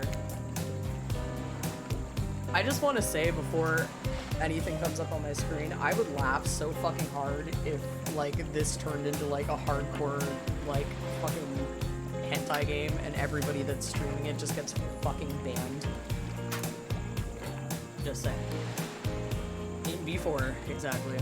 It's just the right temperature for an evening dip. Plus, if some jealous shark comes along and manages to jump from the ocean into the pool, you're also pretty sure your killer companion can handle it. I just want to be totally clear, even though that story bore some similarities to my life, it was not about me in any way, shape, or form. Not symbolically, not metaphorically, not any otherically. Okay. I believe you completely. Sure, you were cut into pieces in your life and so was the person in the story. A perfectly normal coincidence. Sure, you're on this island, trapped, one might say, in a most puzzling place. Also a completely regular coincidence. And sure, his lips were blue, your lips are blue. Really? You'd call this blue? Yeah, her lips are kind of like, actually, like, pinky purple. Misdirection. Misdirection. Searching for answers, hoping to find revenge. I love her. Okay, so the similarities stop there, I guess. Coincidences. Sorry, the coincidences. Get this through your head wherever you are. Samurai blood runs through my veins. Or, well, maybe it's coagulated by now. No need to sweat the details. Regardless, I'm a descendant of noble warriors. I'm not taking notes. To be honest, I don't think you really need to take notes, Nyx. Which is, it's kind of a shame, but so far, just because I'm like pinpointing her, I'm getting what I want out of the story and no one else is trying to smooch me, so I think if you just continue to do the activities with one person, that's all you have to do. But you can look at movies. Who are you going for? Because you're also playing this at the same time. Thousands of years of training with bladed weapons preceded my entire entrance into this world. Do you know how many swords that is? A lot. You gotta figure with that many sharp edges, a person is bound to get disconnected from a body part here and there. The truth is, and I wouldn't typically share this, so don't go blabbing about it. I dreamt that story, like watching a movie in my sleep when I was just a little girl, years before my father sunk his blade into my skin. She cries a lot. I've never been able to shake it. That's a very adult story for a child to dream. Do you believe me? Yes. I know we just met, but yes, I do believe you. The way you told that story, it clearly came from someplace deep. Fool! Who taught you to trust a stranger? You're gonna get hurt if you don't learn to take better care of yourself. Now you've got me wondering, do I believe you if you believe her or not? And if I know everything, because trust me, I do know everything, don't I already know the answer to my own question about if I believe your answer to Spirit's question? Whoa. Ocean air got me tripping. Sorry, I didn't mean to distract us both. What's important is that a certain corpsey cutie floating in a cloud of magical mist might still be waiting for you to say the right thing and free her from her puzzle box. If you believe that she is the... Damn it, got me going again. Unfortunately, before you can follow this conundrum to what will surely be a mind-numbing cycle of questions, you find a certain someone standing before you with a fresh towel ready to dry you off. Fuck you guys. Fuck you guys. They're cock-blocking me constantly anytime I have alone time with her. Sorry, kids, but it's time for bed. I might be the youngest one here, but I'm no kid. I do, however, love being wrapped in a fresh, clean towel. My mother used to help me wash my hair when I was young. She'd comb out all the tangles and tie a ribbon around it before sending me on my way. I miss her. You watch as Spirit stares off into the distance, her hand gripping into a tight fist. She doesn't notice you're watching her at first. When she catches you looking, she turns away, roughly grabs a towel from Dwight, and then pushes him and Claudette aside as she boards off. I hope she, like, sneaks into my room. You know? Yeah, they get hunted so much because they fucking cock-block you constantly in this dating game. You head over to the campfire. The heat is comforting on this chilly night. Looking into the crackling embers, you think about Spirit's story, about the prisoner in the puzzle box. If you manage to escape this place, will you leave with your life? Or has it already been taken from you and it's just a matter of time until you make a gruesome discovery? Before you can dwell too much on your fate, Claudette and Dwight arrive. Their now familiar creepy smiles stretching from ear to ear. It's a bit menacing to see a smile like that lit by firelight. You're not really smiling. But okay. We must apologize for the accommodations. This is a stealth prequel. We weren't prepared for another guest, but we're going to make you comfortable or die trying. They hand over a pillow and blanket and welcome you to snuggle up by the fire. Perhaps the music will put you at ease. Just try to keep the volume to a minimum. Our other guests aren't the types you'll want to rob of their beauty sleep.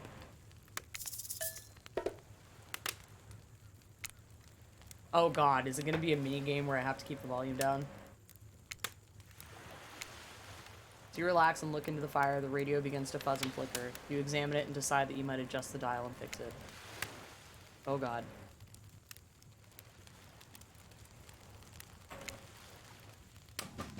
Let's see what's on this station. Hell yeah.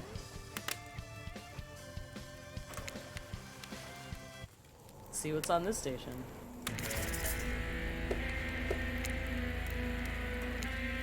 Jake.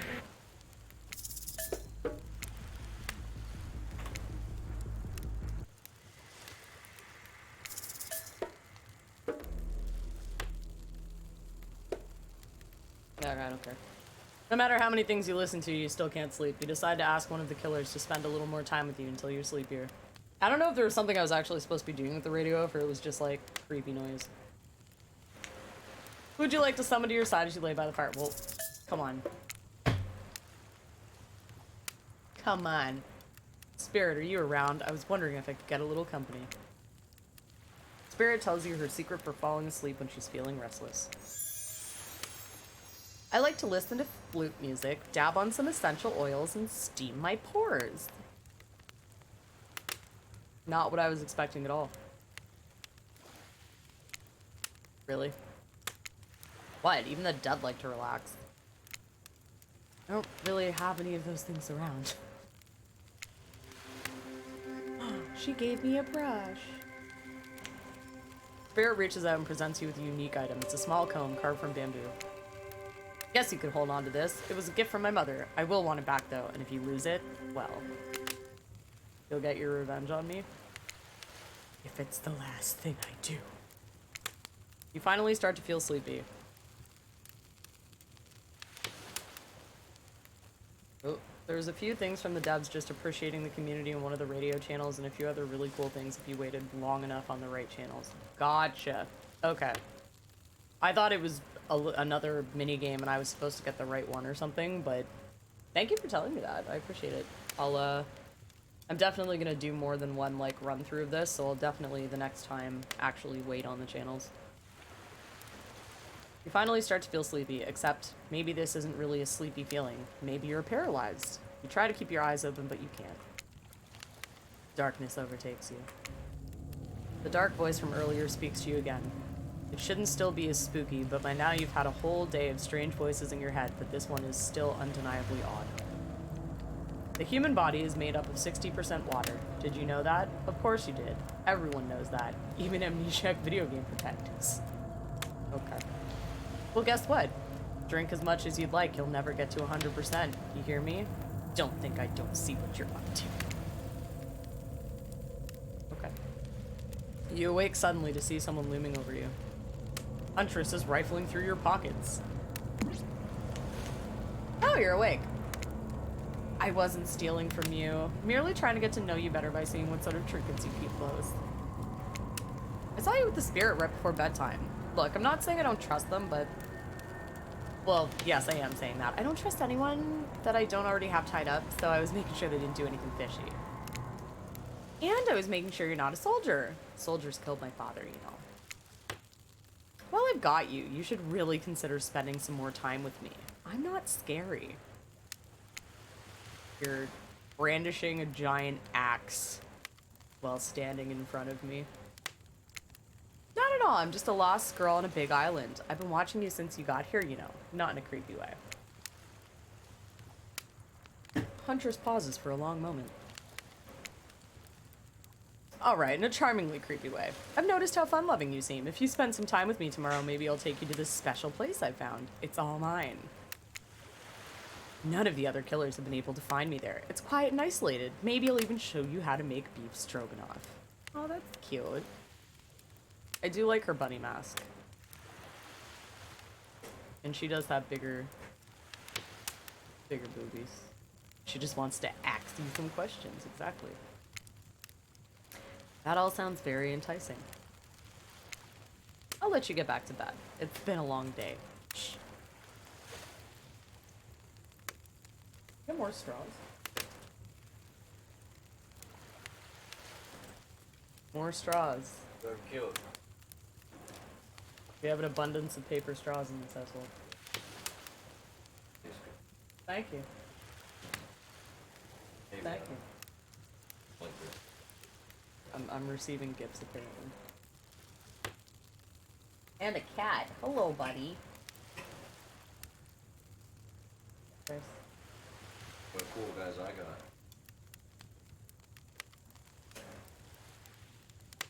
got. Well. Fair enough. Look at this dude. Look at this freaking dude. We're examining bottles of alcohol while I've stopped. Look at the cap. Look at the dude on that cap. There's a little skeleton guy on it. Fair enough. There you go. Is it the same brand? No. Oh. I thought it was the same. Kinda looks like. This guy has a skeleton on it. Oh shit. We got a skeleton beer. We'll try a skeleton beer. How about that, guys?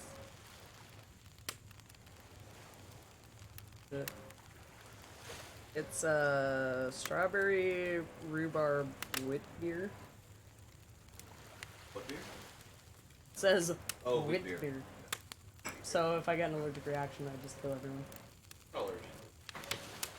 Well, remember when I drank that wheat beer that had wild berries in it and I got You rashes eat up my berries, arms? though. You eat red all the time. Well, I'm just saying.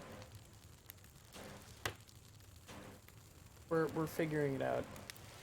I had an allergic reaction to a wheat beer once and then I got scared.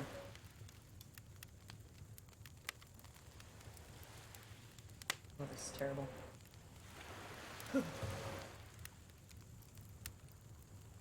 I'm gonna pretend that I like it, but it's terrible. Rash time, let's go! Exactly. Huntress's right foot has a weird toe thumb. He's like Megan Fox. Yeah, I noticed that she stands on her foot kind of weird. Don't do anything rash. Yeah, well, if I get a rash, I'll just sit here and scratch it in front of you guys all night. Huntress places a gigantic hand on your forehead and your eyes flutter closed.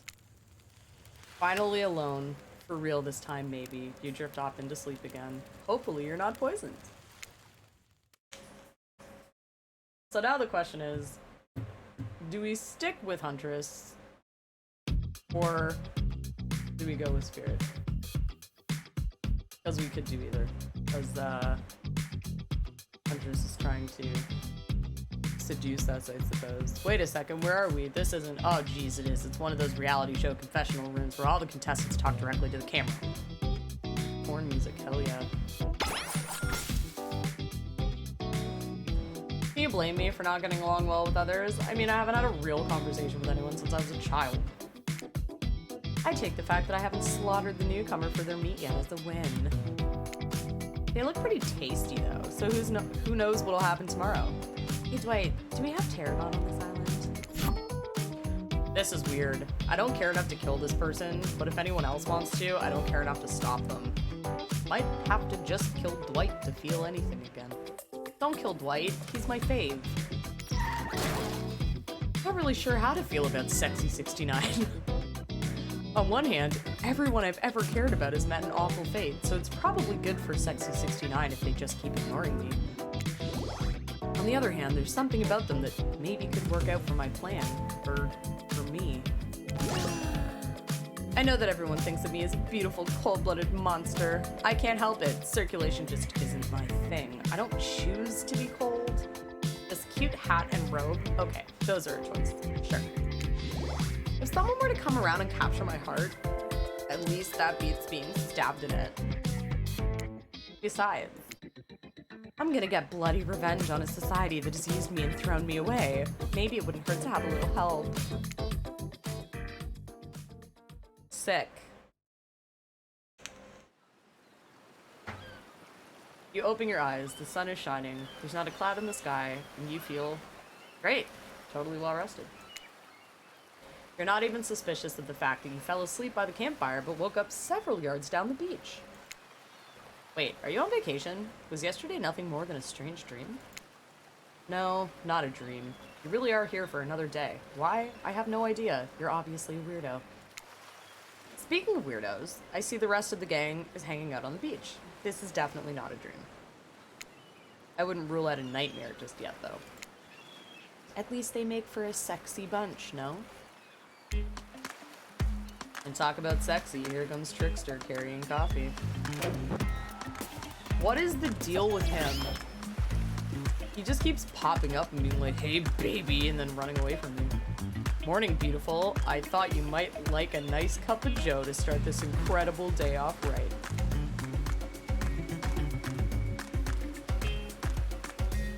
That doesn't look like something that I would want to think.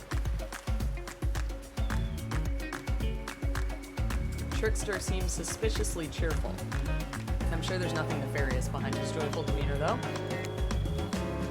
Everyone knows musicians are morning people. I also want to wish you luck. Today is an important one. My only regret is that I won't be a bigger part of it. Budgeting issues. He seems totally trustworthy. Also, I'm just swamped with engagements, especially on the other islands. Trickster winks at you. If you want to ask him how to reach the other island, now is the never mind, he left. Well, at least he brought me a cup of... No, wait, don't drink that. What the hell was that? I don't call him Trickster because he's good on a skateboard. This one same tiny fly has just been, like, floating around for days now. I've been waiting to kill it. It's driving me insane. They definitely didn't get that name because he brings people drinks so they can have a good morning. That was almost certainly not coffee, and I don't want anyone casually poisoning, imprisoning, and torturing you. Yet. This is supposed to be a tropical paradise, the type of place you give 5 out of 5, 10 out of 10, 2 thumbs up review to, not an eternal prison of pain. And please make sure to leave a review, it really helps with the algorithms. Just trust me, I'm looking up for you. So can we please move on? Hey, wait a second. How did a possibly omniscient, possibly unreliable narrator physically just knock that coffee out of your hand? This is not Parliament, and the floor does not recognize the ocean to speak out of turn at this moment. I need no recognition, for I am the ocean. I dominate the land. I submerge those who would defy me and become their watery grave. And actually, speaking of graves, I would like to say something. Something of grave importance. Fine, go ahead. Even if this place is an eternal prison of pain, and I'm not saying it is, even a place of extreme horror can still receive a 5 out of 5, 10 out of 10 thumbs up review if it was crafted with love and or that's the type of thing that you're into. You know, the ocean is right. A lot of hard work goes into a place like this. You should really judge it on the artist's intent. And whenever possible, start from the mindset of giving them the benefit of the doubt. Constructing these elaborate simulations, vacations, is not easy to do. Sometimes there are some small bugs or inconsistencies, but that's just the nature of the process. Perfection is overrated. The universe is filled with mysteries. Today I learned the word mellifluous. Mellifluous? Thanks, DVD. Yeah, thanks, baby. Teaching people new words. We have to celebrate those who venture to bare their souls as part of a creative process with the ultimate intent of making things for our enjoyment, not be overly critical. Are you two trying to sell me on this place actually being good? You don't have to say it like that, especially after I saved you from that poorly made cup of coffee. Sorry, we should have been here 5 minutes ago. They always do this on the second morning. Sad, really. Even if they do make some great points. Sure, they make great points, I agree. Can we please move on? Yes, of course. Apologies, Sexy69. The name is still getting me. I'm sorry. I'm a child. The last few minutes aside, have you been enjoying your time here on the island?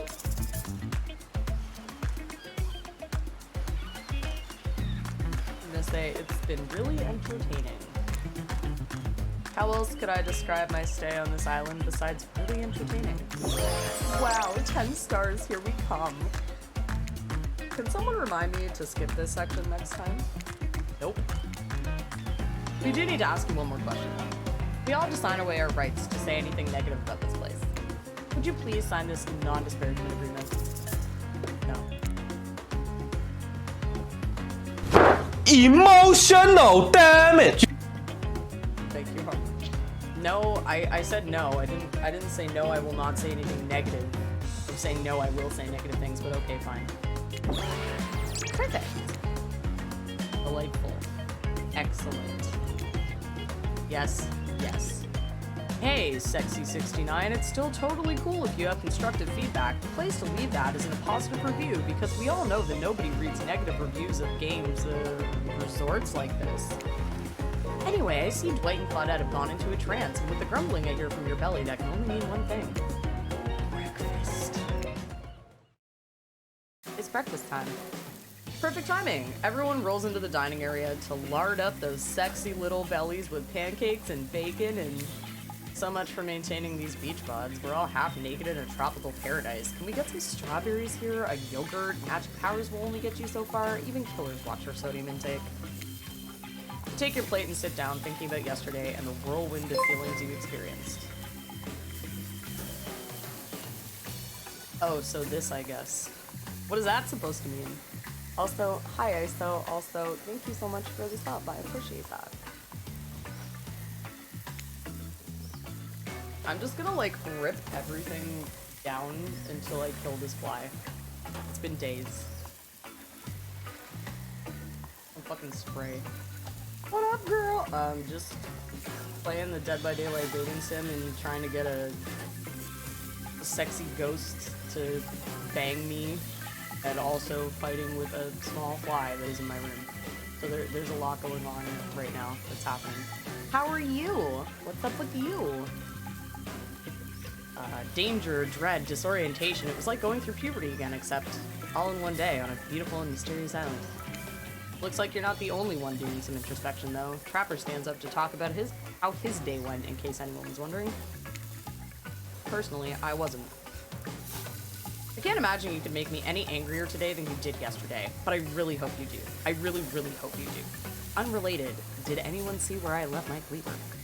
Does sex happen in this game? I don't know. I was in the hot tub with Spirit, so maybe it do. Maybe it don't. I hope it does. Because if it doesn't, this game is a ripoff.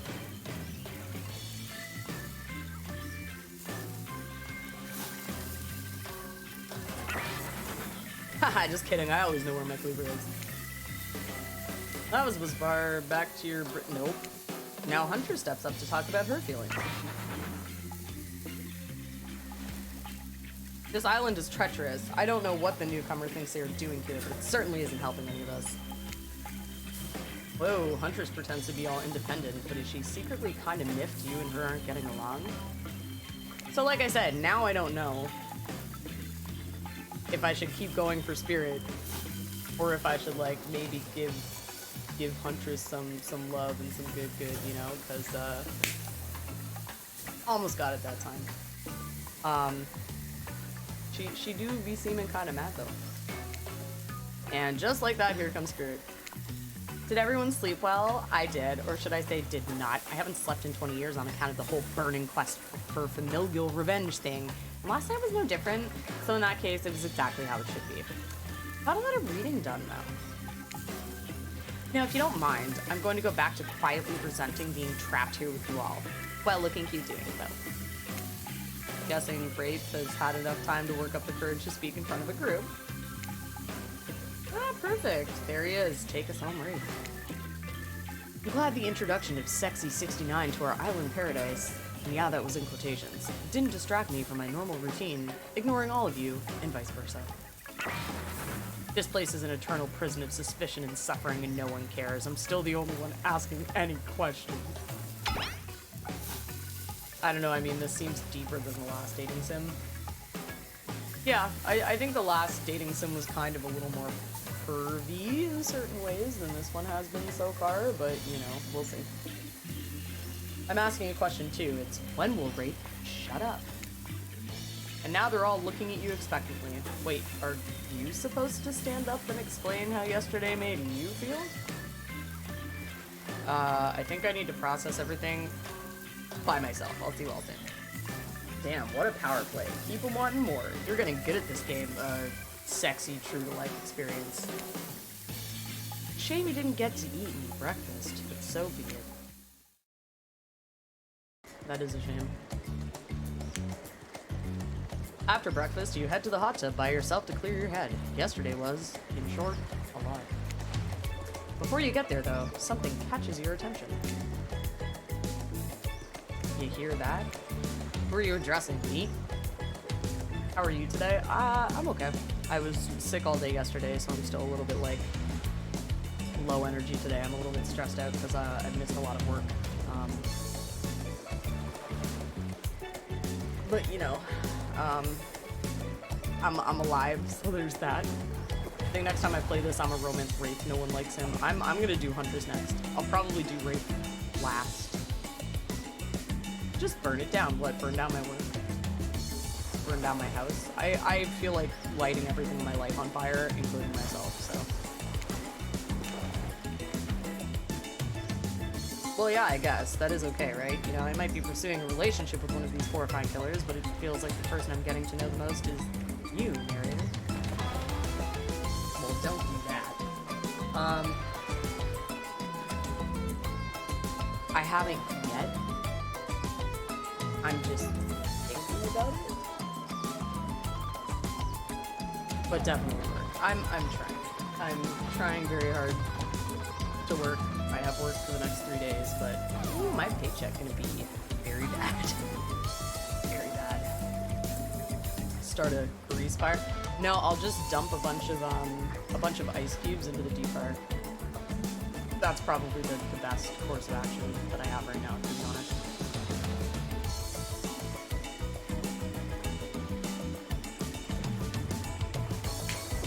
I keep... Actually, I have an idea. A terrible idea that's gonna make me choke. Hang on a sec. That shit do get wild.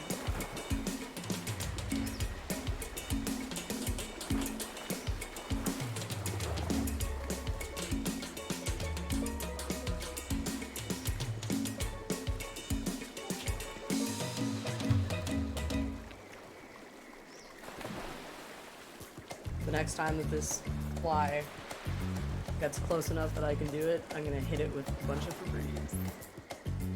And maybe that'll kill it. Because I'm sick of it. So sick of it. It's been in my room for like forever. Just wanted to go away.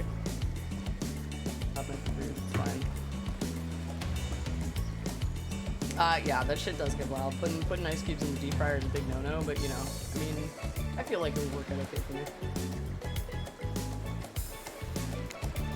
Yeah, I heard it this time. I think it's coming from behind the pool shed.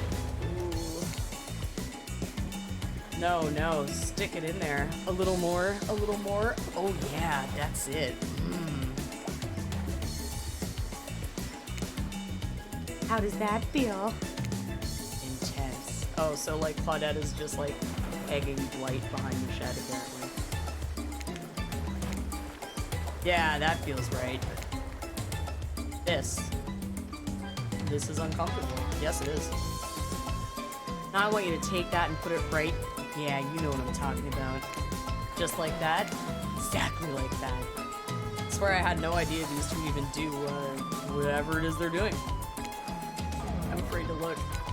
Please say something so they know you're close by and can hear everything. Oh wow, look at this super cool bottle of Trickster brand suntan lotion someone left on a chair. Anyone know where I can buy some? Damn it. Aw, come on, a little privacy, please. Dwight is panting and Claudette has a crazed look in her eyes. They do be looking kind of embarrassed. Sorry, I didn't know how else to let you know I was here and that I could hear you, well, you know.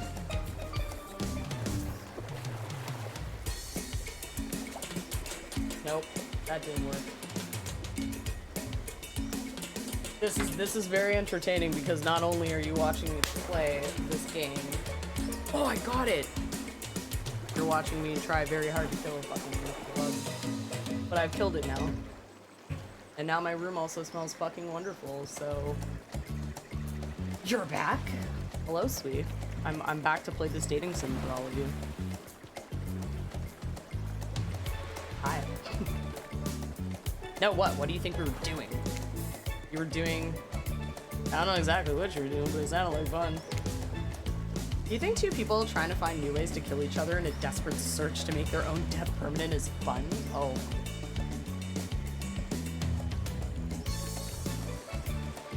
I didn't know that's what they were trying to do. Oops. We get 5 minutes for ourselves every day, and we spend it hoping if we stab each other in just the right spot, we won't get resurrected. I've come to believe that the key is finding the exact place we need to bleed out from, and I believe that place is in our appendix. Why else would it be there? Makes sense to me. Did you actually think you were me and him, Dwight? You'll have to laugh that hard to get it. I would bang Dwight. She laughing, but like Dwight's a cutie. Good job, Triumph. Yeah, it's literally been in here for like so long, and it's always like around this area. And I search, like there's nothing around here that would be making it be here. I think it's just in my house and just like doing its thing, but oh my god, it was annoying. My life is a nightmare, and yet somehow it's never been worse than right now. Let's go, lover boy. I noted all our entry moons, and our 5 minutes is up anyway. Good luck, sexy69. You're gonna be gay. And hey, if you figure out how to escape this island, please make sure your ghost tells us how. That was both a tragedy and a comedy. The crack movie. Shut up, I like it. Anyway, where were we? Oh yeah, you're heading to the hot tub by yourself to clear your head. Yesterday was, in short, a lot. So far, today has been exhausting too. But you're dedicated to achieving a true centered sense of calm. There's another fly.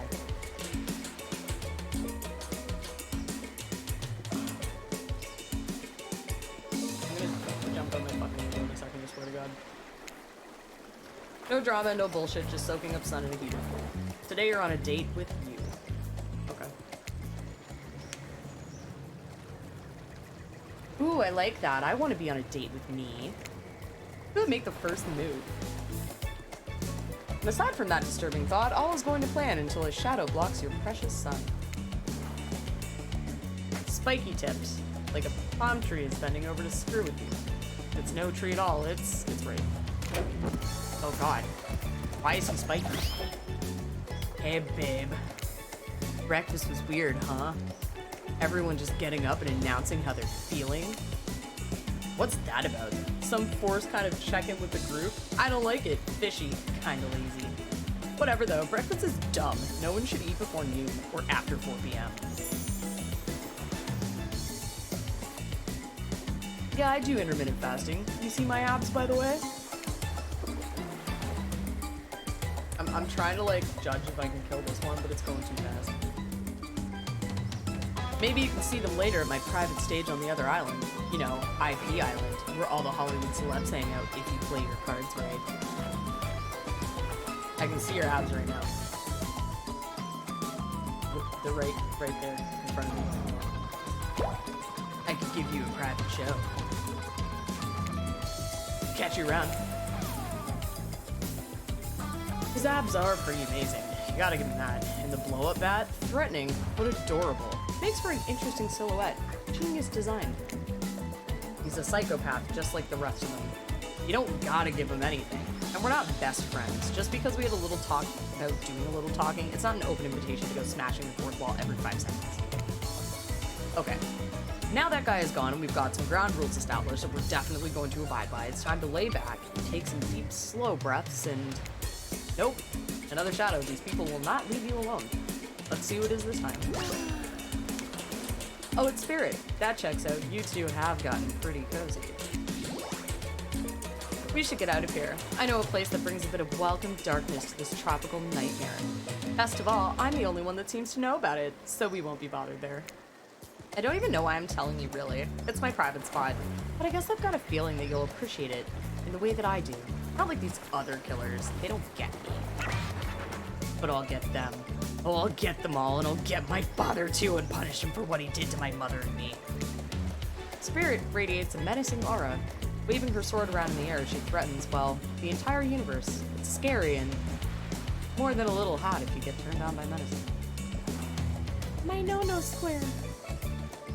No, don't touch me there. That is my no-no square. Look, all this time on Murderer's Island has got us both a little confused about things. I'm choosing to lean into it. I'd suggest you do the same. You've seen her get mad, which is probably enough to scare you into compliance, but you've also seen that there's a more sensitive side hiding within her. Which one do you think will win out? You consider her offer, but before you can decide if you want to go off with Spirit, the Trapper interjects. I I demand that you reconsider. Actually, I strongly, strongly suggest it, especially if you're choosing between me, a walking mountain with a rich ore of gold running through it, and a literal wisp of air. Literally, air. Spirit is held together by air. I wouldn't put my faith in anyone who can be defeated by a strong breeze. Tough choice. You weigh your options quickly because you can only go on one date today, and you also don't want to be hacked to pieces for saying the wrong thing. It's always good to remember, these are all cold-blooded killers. But you know what they say, when life gives you lemons, you make lemonade. And then die a horrible, retching, writhing death after drinking it, because the lemons were poisoned all along. Sorry. This island has really got me tilted. So who will it be? Obviously Spirit. I gotta go with Spirit. You've made the correct decision, but know this. Just because you pick me doesn't mean I'm going to slobber all over you like a dog. Understand? Well, duh. You've still got a lot to prove to me. I want to believe that our connection is real, but I've been hurt before. Literally. With a katana. A katana that I now wield in spectral form. You feel me? Because you will feel me if you try and you've got macho trapper crap. Yeah, I feel you. Before you ask Claudette and Dwight to clarify, I'll just let you know that it says yes, it is too late to change your answer now. Well, this is what I want anyway, so that's fine. You and Spirit arrive at the coast overlooking the Black Lighthouse. It's old and decrepit.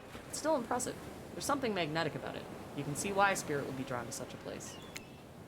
You look Spirit up and down and notice that she's wearing all black, just like the lighthouse. I mean, she got red on there too. You got red flowers and red flowers on her thing, and I think her bikini is all black though. Noticing a bit of a theme. Is black your favorite color?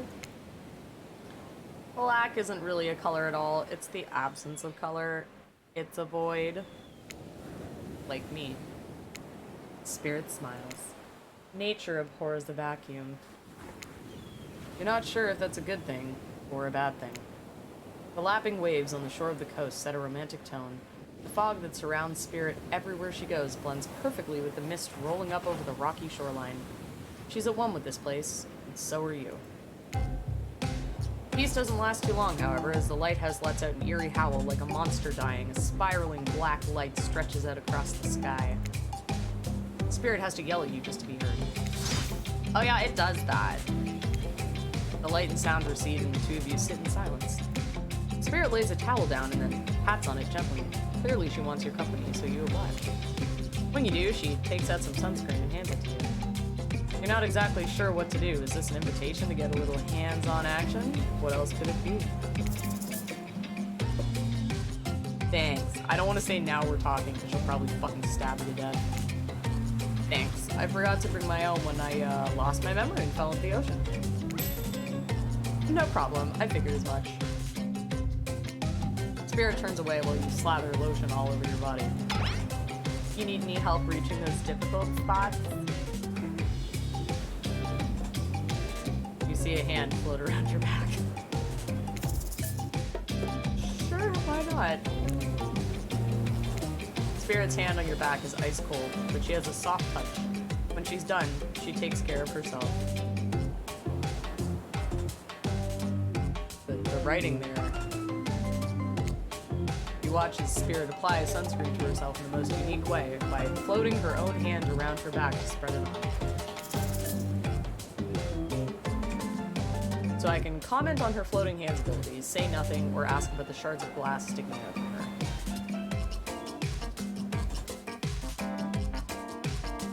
I kind of want to ask about the shards of glass sticking out of her, to be honest.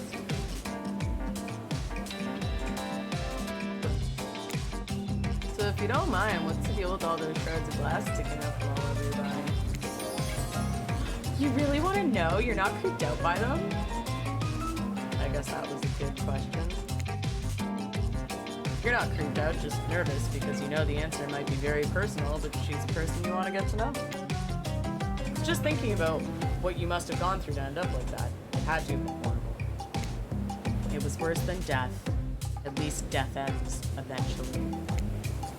But I wouldn't want to forget it. It literally made me who I am right now. Truth is, I could pull all of these bits of glass that are stuck in my flesh out right now if I wanted to, but I don't want to. Each shard is a reminder of what my father did to me and what the world did to him. That's why I refuse to play the universe's game. I hate the idea that I'll be forced to succumb to pressure in the end the way he did. The way that fear and anger filled him up and then came bursting out, and the way that his misery flooded our home and drowned us all. Yeesh. Yeah, I'm starting to get a little bit like, okay, I get it. I get it. It's hard not to think about revenge. The dragon inside me, it's doing to me what the world did to him. I have to fight it. Even though it gives me strength, I must maintain control.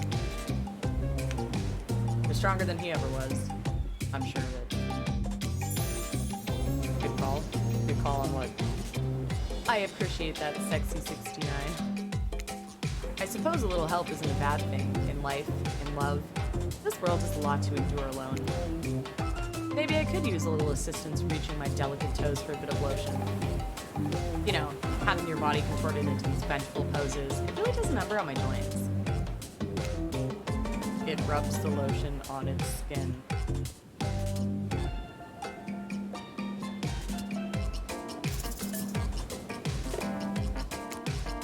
Oh god. Fuck. You missed completely. Perfect. Perfect. Fuck! Not bad.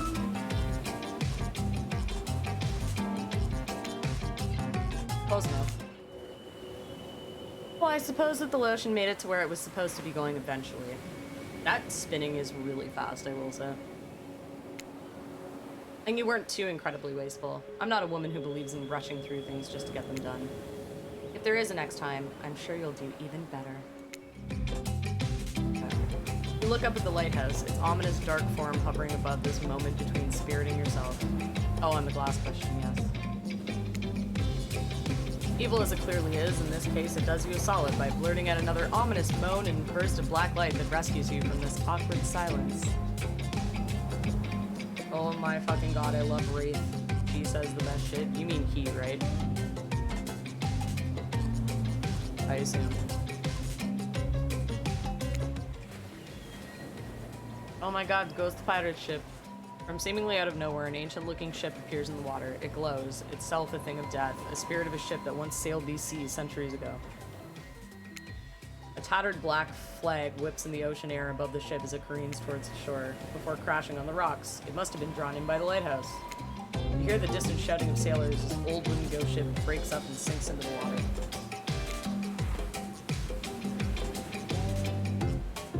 Oh right, it does that sometimes too. Should we, do something? Nah, the sharks will take care of it. Within a minute, the ocean is quiet again except for the waves. Note to self, hungry sharks. These time-traveling pirates, or whoever they were, you're captured, you saw one of those skull and crossbow flags, aren't the only ones drawn here today.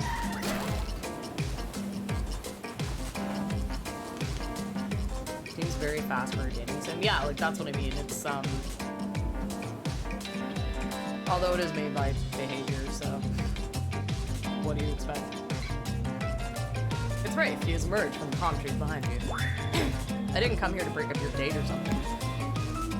I came here for that. Braid points to the lighthouse. It is indifferent to his attention. I've been seeing it in my dreams, shining its strange light on me. I can't avoid it. Your woods and walls, nothing seems to stop it from reaching out to me. Duh, it's a haunted lighthouse. It does that to everyone at some point. You're no more special than me, those dead pirates, or that mermaid I saw washed up on shore that one time. Ew. Mermaids, by the way, aren't even close to as beautiful in person as they are in movies. More sea witch than underwater princess, if you get my drift. It's all part of a vast conspiracy. An epic river of lies that runs beneath the island. Or something. Pretty sure I figured it out. The basics, anyhow. If you come with me, you can get cut. Spirit waves her katana, nearly trimming a couple buttons off of Wraith's tropical top.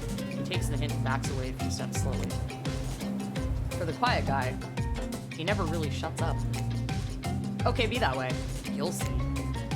Alone at last, tension broken, deathly moans quiet, and Wraith banished back to wherever he hangs out. You scooch closer to Spirit, breathing in the damp, foggy air that seems to emanate from her. It's not quite clear how that whole fog thing works, but you don't even care. You're feeling this moment. Spirit seems to be feeling it too. She starts to adjust her robe, and you get a peek at the bathing suit beneath.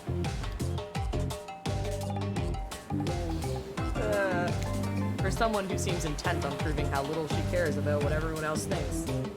She put a lot of work getting into that suit. It's got straps for days. However, you're so focused on what's happening with Spirit, you don't see the next interruption coming. And Claudette and Dwight burst in on you and interrupt whatever you were doing. Doesn't seem like they were worried they'd bump into much. We're here to make a very dramatic announcement. Well, technically we're here to invite you to join us back at the beach, where we'll be making a very dramatic announcement. It's hard being the producers and the hosts. Aren't survivors supposed to work in groups of 4? Here we go. When you arrive at the beach, you realize you were set up. Despite promising an announcement, Dwight and Claudette simply stand quietly. This isn't at all what was promised. Wait a minute, there's no announcement here. But there is a me. Motherfucker. You got mud in your ears, friend? I told you to get lost. Don't you see? Lost is what I am, and so are you. But I know the way out. I've got a map back in my secret lair, literally and figuratively. Yeah, I know the difference. That's why you should ditch Spirit and come spend the rest of the night with me instead. You got a secret lair? Damn it! Who said anything about a secret lair? I said I've got, sap in my secret hair. There's a flap on my secret chair. Don't change the subject. Don't ask me what he's talking about. You're trying to make a mess of the first nice day I've had in I don't know how long because it's not even clear what year it is, but in a while. I'm not about to be ditched for the likes of you. It's not me messing things up, like I keep trying to tell you, it's this damn island. I've come to accept a difficult truth. What's happening here, well, I'm convinced that it's our fate. It's not anyone's decision, it's simply the way it will be, and there's no use fighting it. What would you even know about fighting? All you know is hiding your spooky little secret hair and crying like a baby while ringing your little bell. Yeah, where is his bell? I haven't seen his bell yet. So don't tell me what I can and can't fight back against. I was born a fighter. A dragon lives inside of me. I can't not fight. Even when all I might want to do is hide. Don't you see this giant hat? It's a metaphor. If I do have a fate, my fate is to win every fight that comes my way. Got it? Folks. Oh, you hide. I've seen you hide. And you do your little phase walking routine. What do you call that? It's basically cloaking. And we all know that cloaking is a type of hiding. Folks. You cloak. I don't cloak. I'm not a cloaker. I phase walk out in the open. You just can't see me. He is a dork, I agree. Dwight is way cooler when PTK plays him. I want to smack him in this. Don't talk shit about Dwight. I love Dwight. You have no idea what they're talking about, but this sure sounds like some video game community forum thread minutia, if there ever was such a thing. Not that you know about that either. Sure doesn't seem like Dwight and Claudette are gonna stop this, so it's on you. These two have a cough block ability. They really do. I think I was brought here to make this choice, so I'm going to do that now. And I choose my girl. When it comes down to it, neither of these two seems easy to love. I mean, damn, Spirit literally has broken glass shards sticking out of her, but she has a certain charm to her gloom. Spirit and I were actually having a really nice time. Besides, if it's my fate to end up on this island, well, to hell with fate, really. And don't take this the wrong way, Wraith, but the amount of awkwardness you pack into a single day, no wonder you're so skinny. All that second-guessing yourself must burn a lot of calories. Everyone is so mean to Wraith. I mean, like, he's a dork, but damn. No offense taken, yeah, okay, it's true, I can be a little awkward, I guess, sometimes. Right, so I'm gonna stick with Spirit. Spirit breathes a sigh of relief. I've got enough revenging to do without having to kill you and Wraith, too. Well then. Spirit walks you around a corner to show you something that she discovered in this place and knew was meant to be connected with her journey, a cherry tree. It is just a small sapling, but it has begun to sprout flowers. It doesn't make sense to see a cherry tree here in this place. Also doesn't make sense to see a ghost in a black bathing suit, so you just accept it. A spirit steps up to the tree, a cold breeze pulls the petals off, and they come cascading through the air around both of you. Aww. Wow. It's so beautiful. Do you know the meaning of the cherry blossom? They're beautiful, but also quite symbolic. Of course, like all good symbols, their meaning is pretty complicated. What do they mean to you? For many people, being among cherry blossoms is like being at a celebration of life. People travel great distances just to be near their vibrant beauty. That is kind of true. We have a park in my city that has a bunch of cherry blossom trees, and they have like in the spring like a viewing festival for it. Except also people in my city are fucking kind of dickholes, and they climb the trees and jump on them and like rip all of the flowers off. That's kind of sad. But they all show up to see them because they do be pretty. However, as beautiful as they may be, they aren't magical, they're simply flowers. They quickly die and fade away, and for this reason, they are also a symbol of the fleeting nature of life, or fragile mortality. In a way, it's the specter of looming death that calls attention to this special moment to see and appreciate life. How does that duality make you feel, sexy 69? Frustrated. As you look at the tree and consider Spirit's question, you reflect on your own current predicament. Stranded here, no understanding of why, no control. The beauty of this island and the attention of such an interesting companion, it should bring you joy, but it comes at the price of being completely confused and hopeless. You look down and see a crumbling cherry blossom on the ground at your feet. As you stare at it, something begins to rage inside of you, like a dragon. How can anyone find comfort even for a moment with death and decay looming on the horizon? It makes me so frustrated. It makes me so mad. I want to do something about it. I want to strike back against this shitty reality. Spirit lets you go off, staying calm despite your bubbling rage. She must know thoughts like this. Is that why she asked you? So that you'd see things from her point of view? I want to be alive. You feel connected to her at this moment, more than you have at any point before. You wonder, does she feel the same? Is she gonna kiss me yet? Once the fallen cherry blossoms represented the souls of samurai warriors, those with noble characters, those who did not fear death, those who were killed in the greatest sacrifice to honor their emperor. Their lives were short, but their purpose gave them beauty. Those warriors saw death coming, but they never despaired. They stood and faced it. They held their swords and struck down their fear. But despite the samurai spirit that lives on in me, in my noble bloodline, my life has ended, but my death continues to stretch on. The cycle is frozen. This cherry tree, it's not real. Though its petals fall, they soon replenish. It's as if it were installed here by someone. You watch as Spirit chooses her words very carefully. By something with no respect for the balance of life and death. We're sorry to interrupt. Jesus fucking Christ. You know I don't believe you, right? Yep. But this time we've got a really good reason.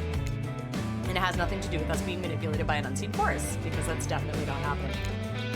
Nobody accused you of that, but okay. We're just here to tell you that it's time for dinner, silly. Get it while it's hot. I guess it's time to go or whatever. Thanks for spending some time with me today. I enjoyed it. Me too. I wonder how long this game is. What a fun day you've been having. I can see it written all over your face. You're shining. And that's not just the remaining anxious sweat from spending an afternoon courting a psycho killer. No, you're really feeling this whole romantic experience. Don't worry, I'll keep your dirty little secrets. But enough gentle ribbing, it's time to get back to business. The appetizing singles have arrived for dinner, including Trickster. Wraith is here too. We're not gonna do the gag where we cram them all on screen at the same time again, so just believe me, they're all here, and they're just as sexy and demented as you remember them. With your love on the line, everyone is being very careful not to offend you by saying the wrong thing. Congrats, by the way, on getting this far. I'm as surprised as you are that these four are falling for you. No, not because of your personality, but because you just met them yesterday. However, since Huntress seems like the biggest long shot to end up holding onto your heart, she throws caution to the wind and speaks up. It's a pretty small consolation prize for being the least loved killer on Murderer's Island, but hey, letting them have this one moment in the spotlight is the least we can do, and heaven knows they won't do any better than that. Since it seems like I'm going to be alone forever, I'm focusing on myself. I have hobbies of my own, you know, besides stealing, kidnapping, and killing. Cooking is my passion.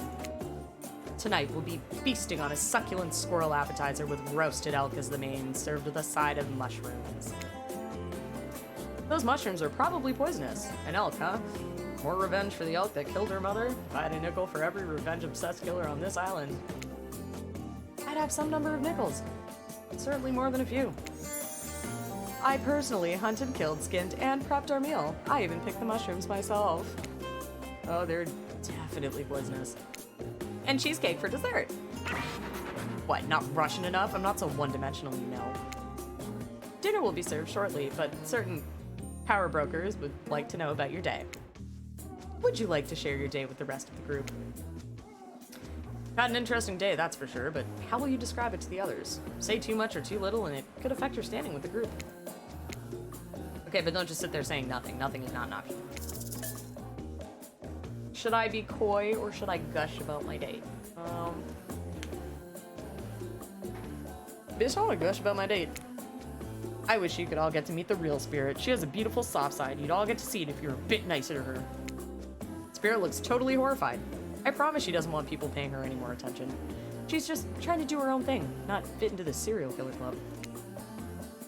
Seriously? Did you listen to a single thing I said today? Oh, I'm gonna die here. It seems clear to me that you did not. Dwight and Claudette bring out dinner. Everyone eats in silence. No one trusts anyone now, and they're all very tired. Oh wait, no, sorry, that's a dreary supernatural horror thriller set in Antarctica, not a charming parody dating sim set in an undisclosed tropical paradise. Bony appetite. Don't you mean Bon? No, almost everything we serve has a lot of bones in it, even the vegetables. Impossible to avoid on this island. Everyone eats without speaking. Tensions are rising, both of the sexual and deadly variety. When everyone finishes, Dwight and Claudette come back to clean up the table. They linger around you as they pick up your plate, take your napkin, and dust crumbs off the table. What would you like to say to the servants? Thank you. Your top-notch service is much appreciated. In fact, here. For us? Just for doing our jobs? Thank you kindly. Everyone, if you would please be so kind as to follow us to the fire pit, we greatly appreciate it. We've been told something big is gonna happen, something that will change everything. You can go willingly or you can go unwillingly. You have no choice. Have cookies. Did you have a choice on how you said that, dweeb? Yes, and I immediately regret how I did. Good. Something needs to change around here. Fire is rebirth. Fire illuminates the soul. I hope the fire isn't too smoky. Smoke hurts my eyes. I have pretty sensitive eyes. I'm also horribly afraid of it. The fire, I mean. Not my eyes. Because of childhood trauma involving fire. And finally, everyone starts moving towards the fire pit, if only to get away from Ruth's complaining. I bet you I'm gonna go in the fire. You take a seat on a comfortable log. And holy shit! We'll always love you! I can't believe you did this to me! God damn it! How could you do this to me? Much appreciated. Feeling the fire's heat against your skin and wait for other killers to take their places, wondering who will want to tell a story this time. Will narrator tell a story? I bet they've got a stunningly creative mind. Hey, you think? Are they allowed to simply place thoughts in my mind like this? It doesn't seem fair. Everyone makes their way in, but something unexpected happens. Nothing. Nothing happens. Something almost always seems to be happening here, so nothing is probably not a great sign. Oh, cool. And now everyone's looking at you. So, you know, do something. Should I pick someone to tell a story, or we could play charades? Boggle? Yes, hello, buddy. Did you wanna watch the baby show? I think my cat would like to see. Up. Up. He's just sitting on the ground, staring at me like a little psycho. Dayman, oh, fighter of the night man, oh, champion of the sun, oh, you're a master of karate and friendship for everyone. Dayman, stage freeze. Don't say stage freeze, just do it.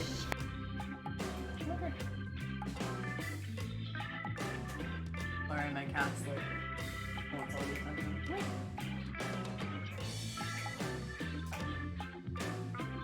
Okay, fine. We were actually thinking, why don't you tell us a story? Wraith points his spine and skull staff thingamajig at you. You duck out of its way. Who knows what that thing can do? Probably shoots lasers. Try not to bore us. We're just very interesting here. Don't speak for me, Huntress. Now you can't tell if you're warm from the fire if it's your nerves heating up. I know that the fire is right here, but maybe if we stop talking about it all the time, we can start to pretend it's not here and doesn't, you know, threaten to burn us all alive. He's not supposed to hear me. Get out of here, Wraith. Sexy 69 was about to make an important decision about telling a story or not. Fine, I will tell a story. Sure, I'm game to tell a story. Oh, here's the tricks for you. I hope it's a mystery. Okay, so what type of story do you want to tell? Action. No. No, yeah, action. Here's an action-packed yarn for you lot. The time I got into a bar fight. The group is interested. They lean in. I'm all ears, and I'm not talking about the bucket of them I have on my boat. We crack open a beer by smashing the bottle cap off in the nearest rock before starting. I'm at the local watering hole, powering up with my regular 12 beers before I slay at the pool table. Slay is good. Steely Dan blasts from the jukebox. The bartender's tip jar is filled to the brim. I pound the final pint and smash the glass on the counter as I demand shots for the entire joint. The patrons cheer for me. I am their god. Suddenly I hear the telltale revving of engines outside. Motorcycles. The saloon doors swing open. Wait, it's a saloon now? And in walks my arch nemesis. Big Slim, the giant of North Toledo. He sounds sexy. Thought I smelled something acrid from Akron when I hopped off the hog, Slim says with a sneer. I get up from my stool, the gal behind me rubbing my shoulders, revving me up for the inevitable fight. Long way from home, aren't we, Slim? What are the fine people of Elm Street gonna do without someone to sell them someone's secondhand cufflinks tonight? I taunt him. He strokes his oily beard. The story has a lot of specific geographic references in it. I have a perfectly good job at the pawn shop. Why are you coming at me like that? Slim yells. That's fair, I scream back. Why do we even hate each other? I can't even remember. Something about me cutting you off in traffic, but it was a misunderstanding, Slim yells. Well then, let's hug it out, I say, tears starting to well in my eyes. And we made up. What about the bar fight? Oh yeah, we got in a real blowout fight later that night. Really yelled our proverbial heads off, but it was just an argument about whether you should say pop or soda. I say pop. I think Americans say soda. Come on. I gave up headlining at Coachella for this. Spirit laughs hysterically, probably laughing at you, but it's a laugh you're ready to accept. That sure was a kind of story, technically. Okay, that was not a very good story. I don't mean to insult you, but it was actually quite bad. Sorry, but this narrator keeps it real. You can't just end there. So, who else would you like to hear a story from tonight? They look from killer to killer, trying to decide who might be the most entertaining. I'm gonna do Spirit again. I'm sorry, this is my Spirit run. This stream is called Spirit, Please Step on Me, so... I suppose I could tell a story. I don't really want to, but anything I say is sure to be better than whatever you get out of anybody else in this group. Like all good stories, I stole this one from someone in the past who is dead now and can't do anything about it. It's called The Bride. Technically, I suppose the fiancé. Okay. One winter, a young couple decided that the next spring they would be married. The two were madly in love. They could not wait for the snow to melt so they could join in matrimony and unite their souls for eternity. Per the latest bridal trends, they decided to have their wedding ceremony at the edge of the woods by a beautiful, shabby, chic farmhouse. Together, they spent months planning the details of the wedding. The two created invitations, figured out seating arrangements, and tasted 100 cakes before settling on the perfect one. They chose Lilikoi, by the way. So fancy. I don't even know what the fuck that is. When it came time to figure out the decorations, however, the bride, the fiancé, I guess, since she wasn't actually married yet, wanted to take the lead and set the style. After all, her boyfriend had been wearing cargo shorts and open-toe sandals for pretty much her entire relationship, so he was definitely not to be trusted. Having decided on such a lovely, natural setting for the ceremony, the fiancé decided that she would create unique floral arrangements from the local wildflowers that surrounded the farmhouse. As soon as the sun rose on the first day of spring, she set off into the woods. Each day, she spent hours mapping out where the best blooms could be found and prepared to pick them herself the morning of the wedding so that it'd be at the height of their freshness and beauty. Enamored with the incredible variety of flowers in the woods she surveyed, the bride, the fiancé, since they had not been married, became obsessed with knowing just how many there were so that she could choose the absolute best. When the fateful morning of her big day finally came, the fiancé told her husband-to-be that she had one final errand before the wedding. Excited for the ceremony to come, she dressed in her beautiful white gown and set off into the woods to gather flowers. Treading carefully, she followed her route, selecting only the best stems and collecting them in a basket. However, when she came upon a once familiar clearing, something was not as she expected. Somehow it was more beautiful now than it had ever been before, and just on the edge of her view was a new bush filled with blossoms so vibrant and colorful she became dizzy just looking at them. But the fiancé ignored her sudden spell and pressed ahead, scooping up flower after flower, and every time she did, she noticed just further ahead impossibly even more beautiful blossoms. Carried by the sweet fragrance of spring air, the bride, the fiancé, crept farther and farther into the woods until she turned a corner, stepped over a mossy fallen tree trunk, and realized she'd been here before. But this wasn't the clearing she remembered, or at least not how she remembered it. The flowers were suddenly overripe, decaying, falling from their stems into festering moldy piles on the floor. Where bees had been, now only flies buzzed. Where the scene of flowers had once intoxicated her, the odor of mildew now made her sick. She turned and looked back, but the path was dark. Into a shadowy glen she walked and walked and walked. That day, as guests gathered at the farmhouse, the fiancé was nowhere to be seen. Her friends, family, and love began to look for her, but to no avail. They searched the pasture, the tree line, and into the forest, but there were no beautiful wildflowers or young lovers to be seen. Just old dead trees, trampled vines, and moss-covered rocks. The fiancé stayed a fiancé for eternity, always wandering, looking for fresher blooms to clip, but never finding them. Distracted by a never-ending search for perfection, unable to see that you are loved for who you are. Out there all alone. I thought it was beautiful and sad. Just like someone we know. How was story time? A lot of people like to take pot shots at sequels, but I think every good story deserves a follow-up. When you think it's the end, the sequel is almost as rewarding as the original. That's why I'm much more a fan of the episodic style of storytelling. Knowing it's a series takes a lot of pressure off of any individual installment and builds a greater sense of community between audience and creator. Tell me, Sexy69, if you could delete any sequel from existence, what would it be?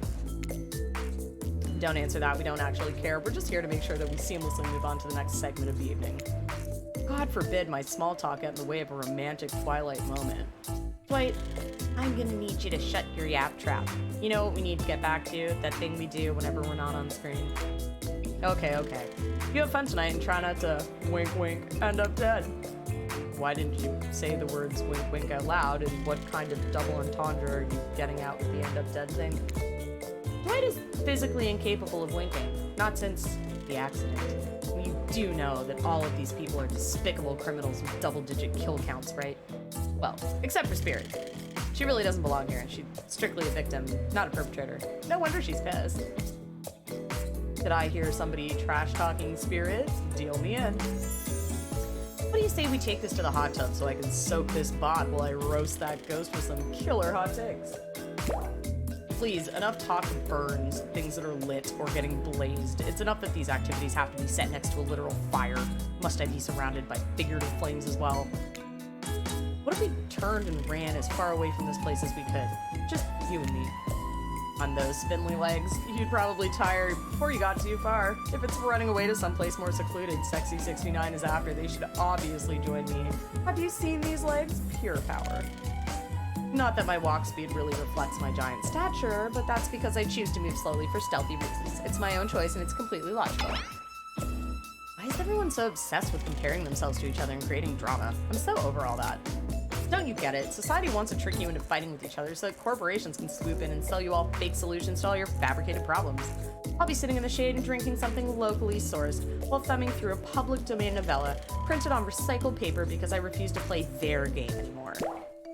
It's like she's actively trying to be as unappealing as possible. Does it really turn anyone else on, or is it just me? Despite Trapper's insatiable appetite, it seems his attention, along with the attention of everyone else, is still on you, for the moment. If you could, I don't know, just pick one of us, maybe we could all move on with our lives, or, you know, some spectral something, because I just clicked too fast. You heard him. Who will it be? Who will you head off with for an evening activity? I'm just saying, you may not get a ton of chances to date around like this before your time on Murderer's Island comes to a close. And no, I'm not satisfied with that name either, but with this streaming reality TV dating show boom happening, it's pretty much all that wasn't taken. Which killer will you pick? And yes, we're back to excluding Trickster because, ugh, that guy. Bip. Spirit. I think she's mad at me. Oh, you picked me. Yay. Get out of here, fly. Sorry, that was rude of me. I despise phoniness, so I should be honest with you. Make for interesting company, and I love the idea of winning over all these other killers at all costs, even when I hate the game and the prize, but I had a long day.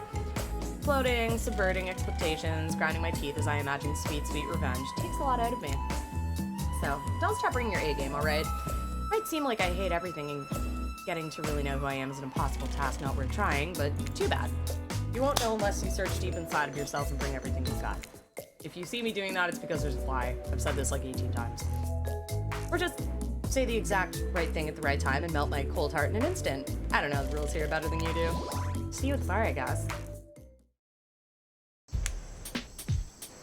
You arrive at the bar to find Dwight and Claudette both holding cocktail shakers surrounded by a bevy of bottles for assorted boozies. Dude is ready to get wasted. I don't drink, so not me. You really don't drink ever? Is that a like, as it'll just fall out of a hole in your stomach thing, or? I don't drink alcohol because alcohol is the poison of the body and the mind, and I don't need to act like a fool to have a good time thing. And why did you choose a mixology lesson as your romantic nighttime activity? Everyone knows this kind of date is just an excuse to get loaded up on booze and make terrible decisions. It's true, not a single person has ever learned anything at one of these things. Wait, now that's not true. You learned how to tie a cherry knot in a stem using only your tongue. Whoa, whoa, who ordered the soda with a splash of my private business because that's off menu? Oh, I know what I'm drinking to forget tonight. Mixology's a real thing, and it doesn't require alcohol to be interesting. I'll have you all know that I worked at a restaurant before I was violently executed. By your father. On whom you will have your bloody vengeance. Right, well, so be it. How about you, Sexy69? Do you drink? Who's it up? Well, with all due respect to Spirit, I don't personally have anything against a little bit of alcohol, and this is a resort, I think, and I'm on vacation, I guess, so bring on that booze. I was afraid you'd say that. You see, if you and Spirit have different dietary restrictions, that means we gotta make 2 different drinks with 2 different sets of ingredients. And that's like double the work for the same amount of pay, which is already 0 for a job we both hate. What do you say? Would one of you maybe bend your will just a teensy little bit to make life easier on us? No. Okay, your position is firm. I feel you. Sexy69, be a pal. What do you think? We gotta get this show on the road. I want her to reconsider. Spirit, is there any chance you consider letting your guard down and tipping back something strong tonight? After what you've been through, something to drown a few of those sorrows might be nice. Who knows? I promise that I'm a much better drinker than I am a volleyball player, and I'm great at volleyball. I didn't just join the game because I didn't want to show anyone up. How about... No? Spirit glares at you and delivers her next line as clearly and coldly as she can. I like getting drunk as much as I like beach sports. Not even a little. Try again to coax me into either it, and it's your head that Trapper and Huntress will be batting back and forth across a net. That's a very strong response. Maybe if you could say exactly the right thing at this very moment, you could win her over. Ellipses. You just want to stay silent? When I give you another perfectly good option? This isn't the Trapper route. I'd never trick you. Nah, you're no fun. Fine, I'm a liar, okay? You caught me. You can consider trying to double down on saying cute little things that will turn Spirit's frown upside down, but then you consider the fact that she's a grown-ass woman, albeit a dead one, who would show you her smile if she thought you deserved to see it. Bartender, I'll have whatever she's having. So, lovebirds, what drink shall we make? Fancy beer, zombie, Bloody Mary, dark stormy. Bloody Mary. Bloody Mary sounds like it might as well be the official drink of Murderer's Island here. How about that? You turn around to see Claudette holding a mirror up to your face. Bloody Mary. Bloody Mary. Candles flare and a warm wind begins to swirl around you. The sky goes black. A dark shadow appears behind you. Before you know what's happening, you're in a trance, and you've joined in the chant. Bloody Mary. Bloody Mary. You feel a hand on your shoulder. The darkness begins to wrap around you. Bloody Mary. Bloody Mary. A loud crash interrupts the chant. When you blink your eyes, you see that Spirit has unsheathed her spectral katana and sliced the mirror in two. Shards stick out of the sand at your feet. Excuse me, what kind of asshole goes and summons a new ghost when they've got a perfectly good one with them on a date already? I'm sorry, I don't know what came over me. Typical. They all say that, don't they? Amen, sister. I'll just have a Sprite. You see the dark form of Bloody Mary herself fly off into the sky, joining an approaching storm cloud that's making its way in over from the ocean. Before you can pivot to a different drink suggestion, lightning strikes a palm tree on the beach, and it immediately starts a fire. The activity ends abruptly as Claudette and Dwight usher the two of you away from the bar. I feel like I might have accidentally fucked that one up. The gang's all together again on the volleyball court. Seems like only yesterday you were sitting on the sidelines watching everyone get sweaty. That's because it was? Ugh, feels like I've been here a lot longer than that, actually.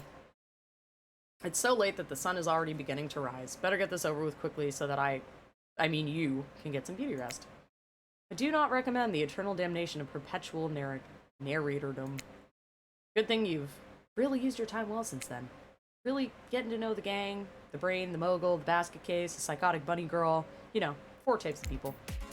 Anyway, everyone is gathered on the volleyball court for a new type of game. Pitch your dream date and see who Sexy 69 chooses. Who's ready for a round robin? How round are we talking? No, not to eat, Huntress. Each killer gets 2 minutes to tell you all about the dream date they have planned for you tomorrow. In no particular order, which is a weird thing to mention, right? Almost like the order does matter. Huntress, why don't you go first? I'm afraid what would happen if you had to contain your energy any longer. Stop talking. Great. Huntress, why don't you take it from here? Tomorrow morning, I'm planning on a nice atmospheric breakfast on the yacht. Don't worry, Trapper won't even know it's gone. What was that? Nothing, go away. Then, boy oh boy, I've got such an adventure planned. It involves hunting for treasure. What kind of treasure are we looking for? Guess you'll have to pick me to find out. Let me tell you, it's primo stuff. Now, if you don't mind, I've got to start preparing because it's clear already that you're gonna pick me. Confident, mysterious, I like it. Trapper, without further ado, would you like to make us all uncomfortable by pushing the boundaries of what's acceptable not only in polite society but within the narrative of this in-world event and also the larger meta-narrative of a Dead by Daylight dating experience? Sometimes you just gotta say it. Why, yes, thank you, I'd love to. So, Sexty69, you're thinking of picking me? Well, this is your final warning. Pick me and be punished and rewarded. Tomorrow will suck, probably. I'm not an easy guy to get along with, I know that. But I can tell you this much, I'm hiding a secret on this island that will make fans shit themselves with excitement. If you like Trapper, you're gonna love it. And if not, you're a maggot. Also, everyone, even confident sexy ladies in rabbit masks, better stay the hell away from my yacht. Sorry. Anyway, Wraith? Well, I don't know, I'd really prefer to just tell Sexy69 privately. I don't really know how that's gonna work with these game mechanics. What if you just whispered it to Sexy69? Wraith considers this for a long moment. Too long. That's fine. Without moving, Wraith lowers his voice to a barely audible whisper. Tomorrow we have to find my bell. And then I can finally tell you about what I've been working on. It's gonna be really special, the kind of thing where we really bond, and maybe finally get off this island.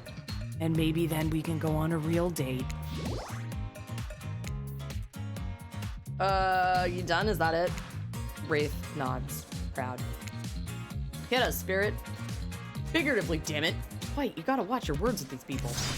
Tomorrow you'll spit in the face of God, die, and be reborn anew. That's it. If you're not intrigued by that, I don't want you. Go draw crayon art with Trapper, dig up whatever mysteries with Wraith. I don't know what those guys do all day. Do you want to at least specify which god you'll be spitting in the face of? All of them. Okay then, so hydrate tonight if you intend to hang out with Spirit. And time's up, everyone. Gosh, you'll need to dream about these options so you're ready to choose in the morning. Now go dream about all these swoon-worthy options so that you're ready to make a choice come dawn. Have a swell night. And they say that a hero can save us. I'm not gonna I stand think they here forgot to and wait. I hold on to Got one more the thing to do. wings of an eagle. Watching the all fly away. Ooh, someone's on the verge of a psychological break. And giving them a little push. Hold up, this has been a survival dating competition parody this entire time and I'm just now finding out about it. Come on, the signs were there, you just didn't read them. Welcome to Murderer's Island. It's now time to eliminate one of the killers. Ugh. Like a butchering, but it hurts even worse. You can't kill a killer, but can you break their heart? Do you dare to even try? You mean... That's right. Tomorrow, one of these sexy slicers will not be eligible to take you on a date. Who's it gonna be? But why? Because it's dramatic. Because it's surprising. Because it's a classic reversal of fate. And it'll hurt someone's feelings. Someone dangerous. What's it gonna be, champ? What's your thought process here? Trapper seems like he might throttle you in your sleep if you eliminate him. That being said, at least you'd see him coming. Spirit could be anywhere. She floats. And in here she can disappear. Hard to track. Ugh, if you get rid of Wraith, he might cry. And although I totally support normalizing men crying and being vulnerable, it just seems like he might be an ugly crier. Huntress? She might pretend to be okay with it, but then you'll start seeing her behind every tree. What I'm trying to say is, I don't envy you, boss. So, which sociopath are you eliminating? Bye-bye, Trapper. I hate him, so. This was very simple. Trapper, you scare the living shit out of me. You're eliminated. That's fair. Honestly though, I don't care. You suck. But not in a good way. You bore me, you personality-free little maggot. It wouldn't even be fun to kill you. Which I was totally gonna do tomorrow the first chance I got, so really this is a win-win for both of us. Still might kill you though, out of principle for eliminating me. Sleep with both eyes open and have fun on your date tomorrow. Now that you've broken the heart of someone heartless, you should get some shut-eye. And don't worry too much about the broken heart you've left behind, because of course, they'll be receiving a consolation prize. They might not get to go home with Sexy 69 when this is all over, but they'll never sleep alone again. That's right, we're sending our eliminated player home with a Trickster body pillow. Their own mostly new Trickster body pillow, the next best thing to the real Trickster. It might not hug you back, but it definitely won't try and stab you. And how do we know? Because I've tried it. That's right, it's Dwight tested. Claudette approved. I hope you sleep well tonight, Sexy 69. You're my hero for what you've accomplished. How can you sleep tonight knowing what you've done? No, not because of the guilt. I mean, knowing that there's a legit homicidal maniac who hates you so close by. How can you sleep tonight knowing what you'll do tomorrow? I don't know how you'll do it, but you better go before Dwight and Claudette come back and put you to sleep themselves. You know those two. Schedule, schedule, schedule. Mostly new because Dwight cuddled with it. What a crazy way to end the day. An elimination? I didn't even know it was that kind of a game. Let's check in with everyone, especially our loser. Everyone deserves a send-off. We'll see how things go tomorrow, I suppose. I'm not expecting anything. I tend to shut my mind off during hard times. I know I seem all excited and devil-may-care, but the truth is, I'm really a pessimist at heart.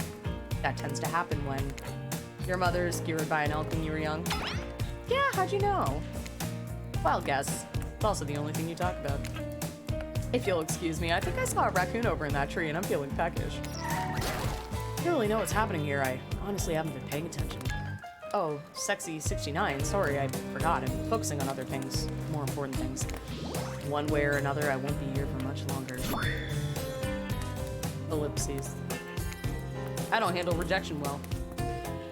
At least I don't think I do. No one has ever been dumb enough to reject me before. Yeah, the more I think about it, the angrier I'm getting, and I'm a giant rage monster, so everybody in this room should be scared right now. Turn the camera off. Of course Sexy 69 is into me, why wouldn't they be? I'm thoughtful, beautiful, surrounded by a calming mist, and I've also got great hair. And since I'm technically dead, I'm extremely low maintenance. Look, I don't like to throw the term anime waifu around too often, but if the body pillow fits snugly, you know what I mean? Can't even talk anymore, Jesus. What? No, you're not a part of this. You don't get a confessional. It's cool, man. I'm not a part of anything. You feel me? I'm not a cog in anyone's machine. I'm my own machine. This whole thing is pretty cute, though. Charmingly low budget, old school marketing vibes, not gonna lie. Kinda wish I wasn't so busy right now. I'd definitely be down with the reality show style dating competition with survival elements.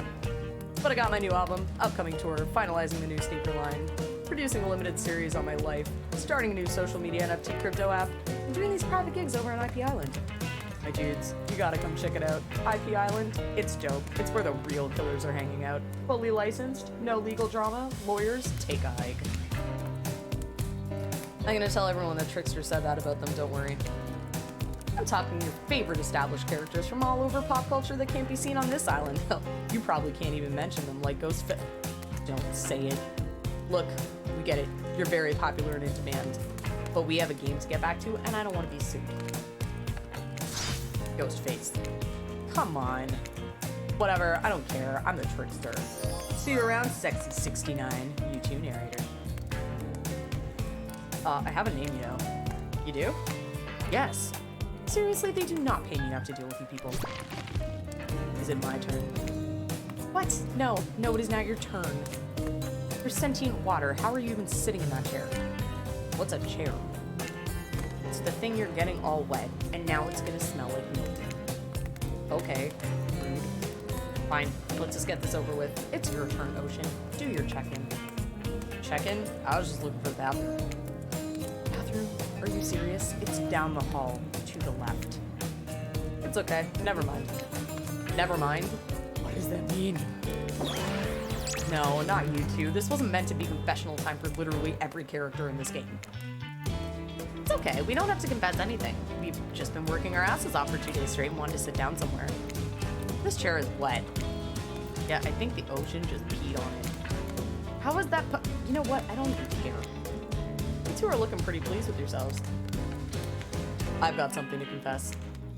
Oh great, what's it gonna be? You ate glue in the 2nd grade. You cheated on an algebra test once. Watching Trapper get eliminated was the first time in this unending spiral staircase of pain that is in my life that I've ever even felt a modicum of joy. Every minute that I'm alive is a nightmare. This place, the sun, these sweet sugary drinks, it sounds fun for a long weekend, but for an eternity? The unrelenting rhythm of crashing waves and wailing seagulls. It's like a crescendoing song of evil that makes me question the very foundation of the universe. Why am I here? Why are any of us here? What kind of sentient being would do this? Please erase me from this existence. Make it so I was never born. Pull the plug on this experiment and let my soul be free. And please, please get me out of this polo shirt. Okay, let's get you to bed, buddy. I don't want to go to bed. Go to bed means eventually I'll have to wake up. Yikes, that was a weird way to end. Well, what are you gonna do? You let the camera roll long enough, someone is bound to say something crazy. Anyway, seems like everybody's had their shot to annoy me tonight, so hit the hay and get some rest. Tomorrow is gonna be a doozy. I think this is probably the last day of the game. Soft sunlight warms your skin, nudging you awake. Also, you're using a killer crab as a pillow, which is sort of okay with. What's that? You don't know about the killer crabs? Oh, right. You didn't go on that hunter state. You really missed out. It was thrilling. Or I guess it would have been. I'll have to play the game again to get that reference, I suppose. You pull on your beach attire and splash water on your face. Dwight and Claudette approach. Does that look on their faces excitement? Terror? You notice your stomach flutters with butterflies. Someone's in love. Or you've been infected with zombie butterflies in your sleep. It has happened here before. But it's probably a love thing. It's time. Claudette gestures over to the beach where the killers all stand, flanked by tiki torches. A scene very reminiscent of a TV show you used to hate watch with your ex.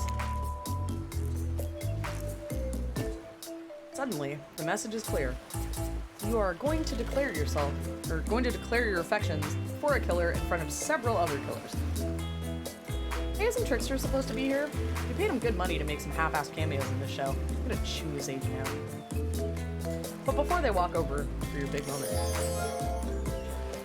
don't think we haven't noticed how kind you've been to us, Sexy 69. It can't be easy being thrown onto a mysterious island for seemingly no real reason, surrounded by terrifying killers trying to manage your most primal impulses. Murder and making out. And you've kept a cool head and treated us, your friendly island host, with dignity and respect. So don't tell anyone we told you this, but... Claudette and Dwight look around conspirationally. Just a little hint for you going forward. Don't try to go all the way with a killer who isn't into you. Relationships are two-way streets, and if you don't have a green light in the other direction, you might end up in the friend zone. Friend zone? That doesn't sound so bad. Where do you think you are exactly? Dead by Daylight doesn't do friends. There are killers and there are survivors, and I'm afraid we can't say more. Okay, so who's into me? Claudette and Dwight look around conspirationally again. Well, I've never seen Spirit opened up to anyone like she's opened up to you. I've seen her open up the insides of plenty of people, but thankfully for you and us, that's in a different type of game. So are you ready? Of course you're not, but too bad. We're on a schedule. Here we go. Oh, goodness. You make your way over to the row of hotties. Claudette and Dwight stand off to the side, hands behind their backs. It's been quite the 48 hours, but there are clearly sparks in the air, and I'm not just talking about this rusty chainsaw, though I do recommend staying away from those sparks. It's time for our newcomer to confess their love. Wait, I have to do a drum roll for this. No, you don't, but who cares? Sexy 69, who do you choose for your solo date? Can we at least do the flower thing? Wait, I thought we agreed to keep that between us. No, not that flower thing. The thing where the suitor gets a flower as a symbol of the contestant's love and affection. Oh, right. I suppose. But no roses. They're such a cliche at this point. Well, that's good, because I tried to pick a rose, but I got an ouchie, so I settled for these. Oh, beautiful. You've done good, Dwight. This is a lovely bouquet. I hope Dwight saved some of these for Claudette. They're a thing, right? You getting that vibe too? Just me? Sorry. You've got other things to think about right now. Sexy 69, who do you select to receive these flowers and spend the day with you today? Duh. You approach Spirit, peering below the brim of her impressively large hat and into her haunting eyes. Spirit, since I met you, I've been enchanted by your presence. You've challenged me to be a better person and resisted the urge to show me the sharp end of your katana. For that, I thank you. I'm ready to take our relationship to the next level. And we shall. Up to the eye of the dark storm that is our reality, to the lantern room of the Black Lighthouse. It's time to see what you're made of, Sexy 69. Uh-oh. I thought it might be nice to start the day out on Trapper's Yacht before we head up to the Black Lighthouse. Even if I kind of hate this basic tropical vacation stuff like yachts and snorkeling or whatever, it's good for you to see me in the sun a little bit at least. There's so much more to me than what you've already gotten to experience. I know that my whole vibe can be a little dark. The hat, the swimsuit, the plume of floating hair. This wasn't always who I was. I was a normal young woman once. Went to school, hung out with friends. I even had a part-time job working at a restaurant in town. And then, well, I know what happened. Your father, he murdered me and I awoke as an undead avenger. That's not what I was getting at. Something else happened to me. I realized I needed to be seen. I don't even know by whom, A lot of the time when you think about ghosts, they're these kind of see-through, flickering specters. You imagine reaching out and having your hand go right through them. Ooh, like that sort of thing. Maybe there's some warpy effect on the world around you. I don't know, it depends on which movie you're watching. But when I died, well, I dare you to try and reach your hand through me. Not really. That's not an invitation, it's rhetorical. How did I end up this way? Who brought me here to this island? Who knows? I sure don't. I've got my ideas. But I'm not exactly out there digging around in caves or dusting off antiques and trying to find clues and analyze the meanings. I do want to take this experience seriously, though. I want to give the process a chance. It may be a dumb process and one that I have extremely little respect for as a person, but you just woke up on this beach, no memory of who you are or where you came from, and rather than freak out and simply try and swim away, you're giving this a chance. I actually didn't know that swimming away was an option. it's not. However, the fact that you never even tried, I think that means you've got courage. Or an open mind. Or, I don't know, maybe you stuck around because you like someone you met here. Maybe. While the two of you were getting all deep and philosophically flirty, the yacht pulled up to the shore next to the Black Lighthouse. Last stop, everyone off. There were other stops. Oh no, not this trip. Of your life. Spirit rolls her eyes and leaves for the shore. I'm just messing with you. This was the only stop. Nobody here is really looking out for our fun, so you have to make it for yourselves. But no, there are no other stops. Seriously, go. Race you to the poop deck, Dwight. This ship doesn't even have a poop deck. Oh, it will.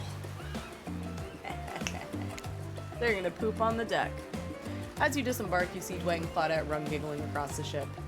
Too bad you can't date those two. They seem like they know how to have a good time. I wish I could date Dwight. I would date Dwight so hard. You arrive at the beach near the majestic Black Lighthouse. Its imposing form towers above you. A flock of birds circles lazily, no sense of fear or urgency, as if circling a corpse that hasn't moved in ages. I'm excited about today. See?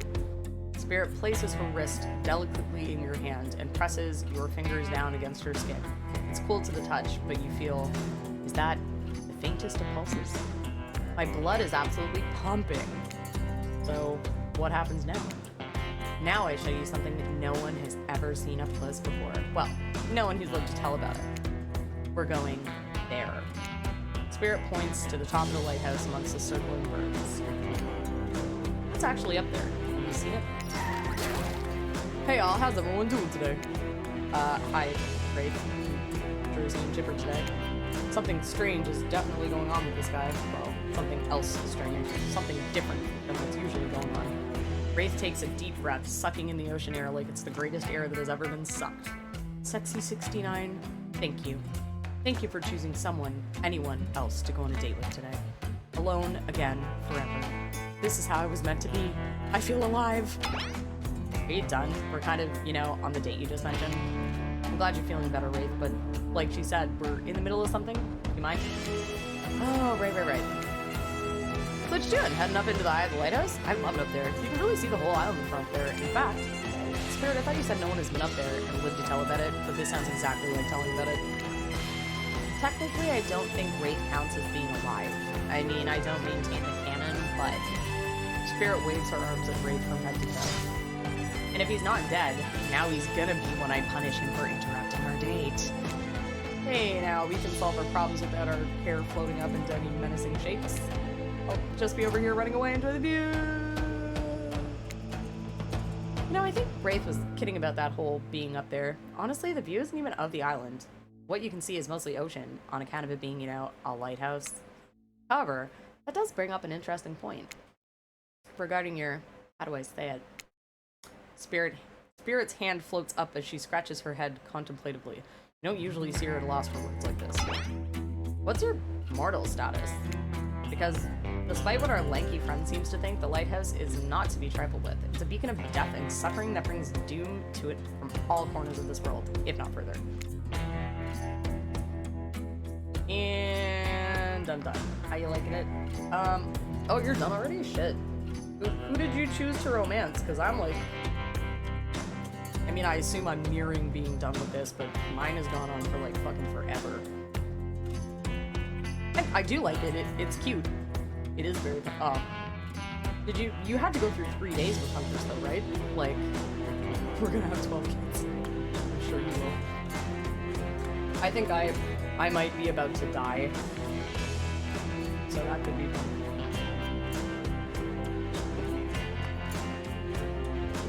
Yeah, I'm just surprised that, you finished it faster than I did. Well, duh, you saw a freaking pirate ship seemingly travel through space and time only to crumble at the rocks beneath this spooky tower, but you decide not to point it out because that wouldn't be too romantic now, would it?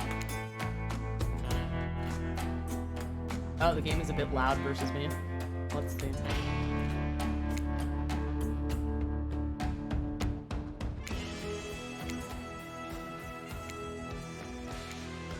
Is that better? Sorry, no one ever tells me when, like, my audio is off or things are wrong, even though I tend to ask like 18 times at the beginning of the stream. Hopefully that is better. So, I'm gonna save my file as well. I think I'm alive. I'm here with you, walking this beach, feeling the water on my feet, feeling the sun on my skin. Fuck six chat, hope a girl up. You know, sometimes it's because my mic is like back here, and sometimes that's it. Sometimes the game is too loud, but I do tend to always ask, like, things sound okay? So I don't know. If it wasn't like louder than me, I guess that's why nobody said anything. It doesn't matter. Whatever. Here with me, this spirit. Does that really make you alive? I guess I don't know. You come with me up into the eye of the Black Lighthouse. You may never return. Is that a risk you're willing to take? Because we have something. I won't deny it. I feel it. I'd hate for you to simply turn to ash. If we were to commit right here and now to figuring this out as friends, we could pull that risk off for another time. Just be friends? Ouch. Is this her way of letting you down easy? I don't know if I want that. Friendship. I want you. That's why I chose you. This is getting so corny. I can't decide this for you. I can only warn you that it may not be safe. You might die up there and there's nothing that I can do about it. So, I mean, like, I'm good to die for her. Go up, maybe die. Go up, maybe die. You take a deep breath and think about every particle of sea air as it travels into your body and fills your lungs. It may be the last time you have such a thought, but you feel strangely at peace with that information. Is Japanese girl on here? Which one? It's you date the killers, so that is Spirit. So yes, I think Spirit is Japanese. I don't need another friend. I want something more. I'd risk my life for it. Spirit smiles, a quirky, devilish smile. Right this way. Uh-oh. So we're gonna die. Prepare yourselves. Inside the lighthouse is almost pitch black. It was seemingly day when you stepped through the door, but inside this place is like a void. The last thing you see as the final rays of sun leave you is a horrible sight. A petrified body laying on the stairs, reaching not up, but down, as if it had been crawling. Watch your step! The things we do for love. Oh, Sadako. Yeah, she's from The Ring, so no. There's no IP characters in this for obvious reasons. It's Wraith and Trapper for male, Huntress and Spirit for female, and Dwight and Claudette have like little side appearances, and the Trickster has a little side appearance, but the only ones that you can actually date are Wraith, Trapper, Spirit, and Huntress. They're all over on IP Island. Except Ghostface, he's in this. He's in it by name. Don't ruin this for me if he is. When you arrive in the lantern room at the top of the Black Lighthouse, you breathe a sigh of relief. The light is out and seemingly defunct. Dust cakes the room as though it hasn't been operated in a century. Yeah, Nyx was just playing and he dated Huntress. I chose to go Spirit because I think that she's the cutest one, so I picked her. And next time I play this, I'll probably go for Huntress. However, somehow, it was just morning a moment ago, but now it's night. What do you mean a moment ago? We've been standing here looking out over the ocean all day. Really enjoyed the peaceful time together with you, taking the view, standing in complete silence for hours. It was kind of my perfect date. Spirit is hella cute. Next time I'm doing Wraith because everyone hates him. He's just a little anxious boy, but like he's also so annoying. I don't hate him, but like I chose Trapper as the person that to kick off. Because Wraith just annoys me, but I fucking hate Trapper. He's a dickhead. Really? I don't remember that. I just called it the perfect date and you can't be bothered to remember it? What kind of game are you playing with me? I want to remember it, it's just that for some reason my mind is completely blank, but hey, I'm not dead. Or you're already dead and have been this whole time. That's true. Maybe we'll never know. Doesn't look like the light is working. Even turned off, the light has a power to it. The massive lens refracts moonlight through itself, a subtle sparkle that has a hypnotic effect. Maybe that's where the day went, staring into this light as the sun fell and the moon rose. Pretty sure I'm losing my voice. It's been over 2 years since I spoke this much out loud reading this whole thing. Yeah, I've done a couple of games where I've had to, like, read all the dialogue, and it takes it out of you for sure. Thanks for spending the day with me. I had a really good time. That's it. Don't get me wrong, this is really cool and all, I guess I don't know what I expected. I suppose if you thought you were walking into your death and nothing happened, it might feel a bit anticlimactic. Sorry. Anyhow, it's time to go. Here, let me just flip on the light for the staircase so it's easier for you to get down. The stairs still look pretty dark. Maybe it... Spirit is interrupted by a strange hum, and then it becomes frighteningly clear to you that switch wasn't for the stairs, it was for the main lantern, a lantern that is now beginning to power up. The faintest smell of burning begins to reach up your nose. Oopsie, looks like maybe that switch wasn't for the stair lights at all. Now we see who is really alive and who is really dead, I suppose. It's bound to happen sooner or later. This is so stupid / great. It really is. You slam your eyes closed, hoping that somehow not looking at the light itself will protect you. But sure, I see the logic of that, but if it is magic, it kinda defies logic. I want to see it, but, well, I'm a little scared. Don't look directly into the light. Open your eyes and look only at me and I'll keep you safe.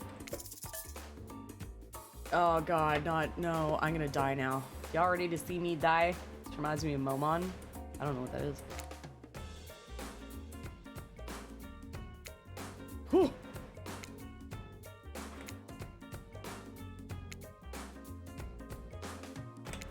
Oh god.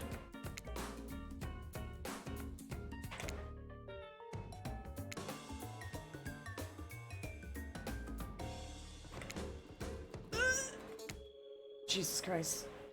I do really terribly on them. It goes so fast that I... Ugh. Momon is Pokemon, but instead they're anime girls. Okay, that makes more sense. Just count and get a rhythm. I count it in my head. So I at least land on the thing, but it's never really perfect. Are you okay? You seem okay. I hope I haven't ruined this by pushing you to do something you weren't meant to do. You're so brave. Maybe not so coordinated, but certainly brave. I'm so lucky you'd put yourself through this for me. It shows that you're real. Despite your attempt to resist it, the incredible force of energy from the Black Lighthouse's lantern eye refuses to subside. No, it cannot be ignored, and it doesn't matter if you look directly at it or not. In the end, that was just a trivial game. This is real life, and real magic. You stare at it now, and its power penetrates your mind. Okay, been a while. How are things? Fuck off, Ocean. Doing good, feeling more dead or more alive. Hi, Zump. Yeah, love will do that to a person. Don't worry, it'll make sense soon. You wake to hear Spirit's muffled voice. You've got a terrible taste in your mouth like burnt hair. The air feels damp and smells like ash. It takes time for the sound to clear up, but eventually Spirit's words start to make sense to you. However, it's clear she's talking to someone else and not to you. Aw, thank you, Zump, for the biddies. Mwah. You know how sometimes people say, it's not you, it's me? Well, this time it is you, and it's also me. Tastes like grandma. I can't believe I thought you would change for me. I can't believe I thought that what you were doing was a sacrifice. You never gave anything up for me. Well, today I saw what love looks like, and it looks a whole lot different than this. I don't think you're hearing me, which is weird because I'm practically shouting. Nobody breaks up with Trapper. Nobody. Oh yeah? Fine. Nobody breaks up with Trapper. But I'm not doing that. I'm dumping. Don't you say it.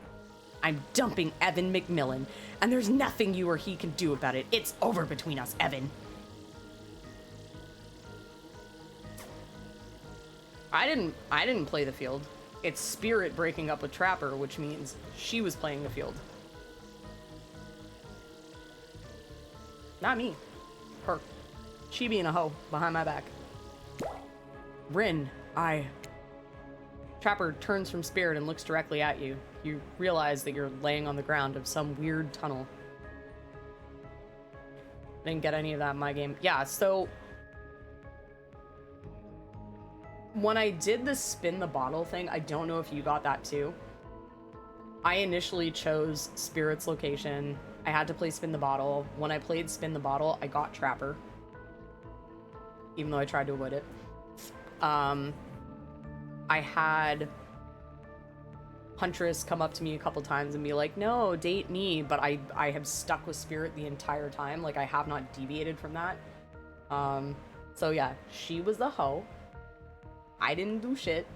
She was being a hoe. I think that your shouting woke up Sexy 69. My shouting? I'm gonna stay quiet. In an attempt to be as quiet as possible, you hold your breath and freeze in place. Oh boy, yeah, oh boy. I'm mad now. She being a hoe. Sorry we woke you up, Sexy 69. After what happened, you'd probably be better off sleeping for a bit longer. Things just got out of hand. How'd you know? You were talking in your sleep, basically nonstop, until you woke up and then got quiet. What was I saying? I don't know, I don't speak Dutch. Je spreekt Netherlands? Logic bar. Yeah, see, there you go again. The jig, as they say, is up. They know you're awake now, and you're gonna have to deal with this awkward situation head on. Clearly, I shouldn't be here. You two are having a very personal conversation that I don't need to be involved in. I don't even know how I got here. Not here on this island, or here in this creepy tunnel. As far as this island goes, your guess is as good as mine. And as far as this tunnel goes, we brought you here. We? You and Trapper? But after the lighthouse came on, you blacked out. On your way down, I thought you might have hit your head or something. It's hard to tell what blood is new or old around here. Either way, I wanted to get you someplace safe, and so I asked Trapper for help. It's not that I can't carry you, I just didn't feel like it, you know? I hate having anything messing with my shards. Trapper, on the other hand, he loves nothing more than having an unconscious body draped over his shoulder. Could have asked Claudette and Dwight for help, but I don't trust them. But you trust Trapper. Like and trust are two different things. You might think Trapper can be a real jerk, and you'd be right, but you get what you see with him. We brought you down here because we're the only ones who know about this place. It's part of an old tunnel network that connects different places on the island. What's up, guys? Talking Island Mystery is my favorite topic. I was just in the neighborhood, so I thought I'd pop in. Trapper, you said this place was private. Don't look at me. I didn't tell him about it. Half the appeal of the spot is getting away from people like him. Well, jeez, I can see when I'm not wanted. So, you three a throuple now, or? Cause like, I gotta say, I really didn't get the whole Trapper Spirit thing, but hey, if it's not my business, I don't stick my nose in it. We were not a thing. Nobody traps the Trapper. Not with traps. Or with relationships. And you do realize you're sticking your nose in our business right now, right? Wow, so hostile. If you don't want to talk about it, just say so. Anyhow, this tunnel has some very interesting features. If you head about 50 meters down that way, you'll find... Get out! Wraith looks around just to be doubly sure that Trapper is addressing him. I was just leaving. This island, it's a lonely place, which is great for me. I'd love to be alone. Trapper, on the other hand, he's quite needy. And after a lot of pursuit, I finally let him catch up to me, and it became, well, I want to call it a relationship because somebody really didn't want to have that talk, but we were more than friends. I dispute the events as told. For the record, I don't pursue. I stalk, and I lie in wait. Seeing eye to eye was not one of the things that we were good at. So, I hate to ask, but did I just look into a refrigerator-sized death lamp? So, I guess I'm more a glutton for punishment than I thought, but what were you good at? Well, for starters. Excuse me, I'll take that question, thank you very much. If you know anything about me by now, it's that I'm on a quest. For revenge. Exactly. What you might not know, Trapper is like a great classical maestro of revenge. Trapper blushes behind his mask. That's one way to compliment a killer. Revenge against friends who had turned their back and betrayed him. Revenge against his father for making him into a monster. Revenge against a barista who wrote Ewan on his cappuccino, knowing his name was actually Evan. For someone who thinks about revenge as much as I do, Trapper is an inspiration. But they say to never date your heroes. Good advice, but I don't think that's a saying. And then you came along, Sexy 69, and you showed me that it's okay to be lost, to feel pathetic, to push on when you have nothing real to offer anyone. Not sure where you got all that from, but okay. You held a mirror up to my own doubts and fears and showed me that they aren't everything about me, that I can embrace those things, but not be defined by them. You showed me that life after death can be more than just an obsession with revenge and mind-blowing sex on the ground in a dark cave or a dusty old tunnel. Trapper nudges you in the ribs with his elbow. Gross. Clearly appealing to Trapper's better features as a winning strategy for dumping his ass, because he seems to be taking it quite well. This whole half-ass dating show parody thing, at first I obviously thought it was a lame idea, like what kind of moron thought there was an audience for this? But then we spent some time together and I realized there's something actually real here. And I don't want to give up on it. I don't want to give up on us. Listen, Sexy 69. Well, you were knocked unconscious by some minor head trauma like a total weakling. Spirit confided in me that she has real feelings for you. Took it extremely well, naturally, because I trust her and value her opinions. That doesn't mean I trust you. If you want to get to her, you have to get through me first. By passing Trapper's Test, TM, coming to BHVR TV, Sundays at 8 p.m. Welcome to Trapper's Test. Answer my questions correctly or die by my blade. Question 1. What is Spirit's real name, the one given to her by her murderous father, which she only lets her real friends call her? Question 2. What lives inside Spirit? A dragon. Sure, everyone knows that. They won't all be this easy. Question 3. Where did Spirit work back when she was a normal college girl before she was hell-bent on revenge? Restaurant. I know. To think I would date a waitress. Don't tell my father I ever mingled with a help like that. He'd be so disappointed in me. Question 4. What's Spirit's favorite color? Are these questions largely superficial? Sure. Maybe I didn't get to know Spirit that well. Maybe that's why maybe that's why it didn't work out for us. Who knows? Question 5, the final question. You got this, Sexy 69. According to Spirit, what's worse than being dead? I can't remember. That one. Not being seen for who you are. When I pitched Trapper's Tests to the suits at Behavior TV, they told me there was no room in the budget for a new car to be given as the final prize for winning. So I killed them all, right there on the spot. While killing them didn't solve any of the budget problems, it sure did feel good. Success. If she doesn't, like, fucking kiss me or I don't get to see her in at least just her bikini after this, I'm gonna be fucking pissed. I'm telling you this to A, brag, and to B, explain why the only thing you're going to win is me saying congratulations for passing Trapper's Test. Not that it was some huge challenge. I mean, the woman obsessed with a giant light that shines in the dark has a chip on her shoulder about being seen. Go figure. You probably guessed it, but rules are rules. Even if I literally just made them up, you got it right. So, I guess I approve of you dating Spirit, or whatever. Never really cared in the first place. I was just hoping you'd slip up and give me a good excuse to wet my blade with your blood. Maybe you'll find a reason tomorrow. For now, you two have fun. Wink, wink, wink. Trapper out. I am sorry you had to endure that. But need me some of that booby action. I really do. I actually really do at this point. Also, for the past like hour and a half, I've really had to go to the bathroom and I've been holding them. So I'm gonna do that right now. And then we'll see the end of the game.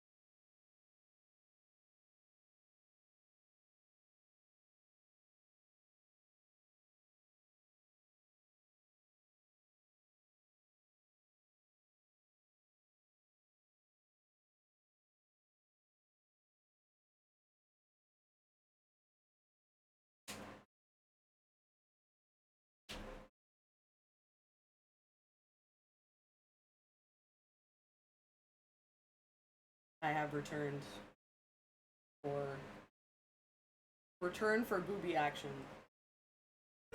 Okay. Jesus Christ. Sliding around in my chair like an asshole. I think this is the end. This has gone on for a very long time, and I'm actually very surprised. Like I said, Nyx was playing this as well, and he started only shortly after I did, I think. But he finished, and I'm still going, so... Hi!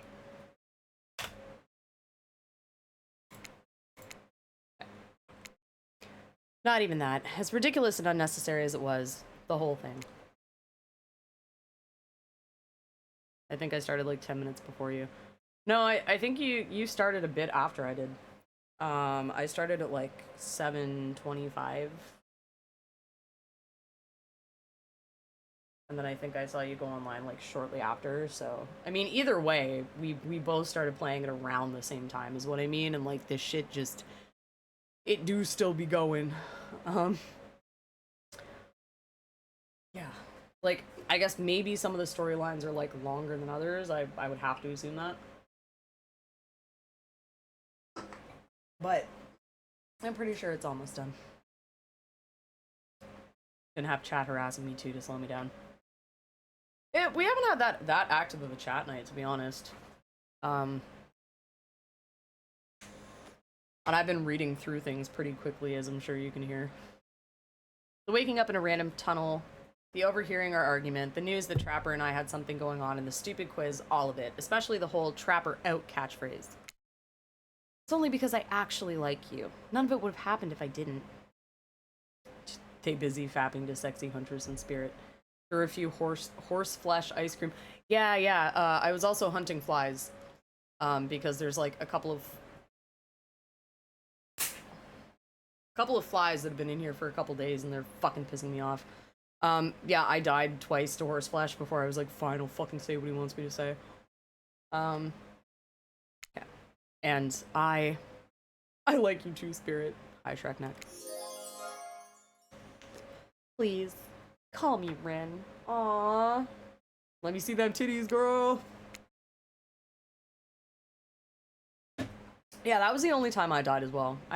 The only death that I've had at this point has been the whole horseflesh thing. I don't know if it's actually possible to die in other places. It might be. Didn't really feel like our lighthouse experience was completed. There was something else I wanted to show you.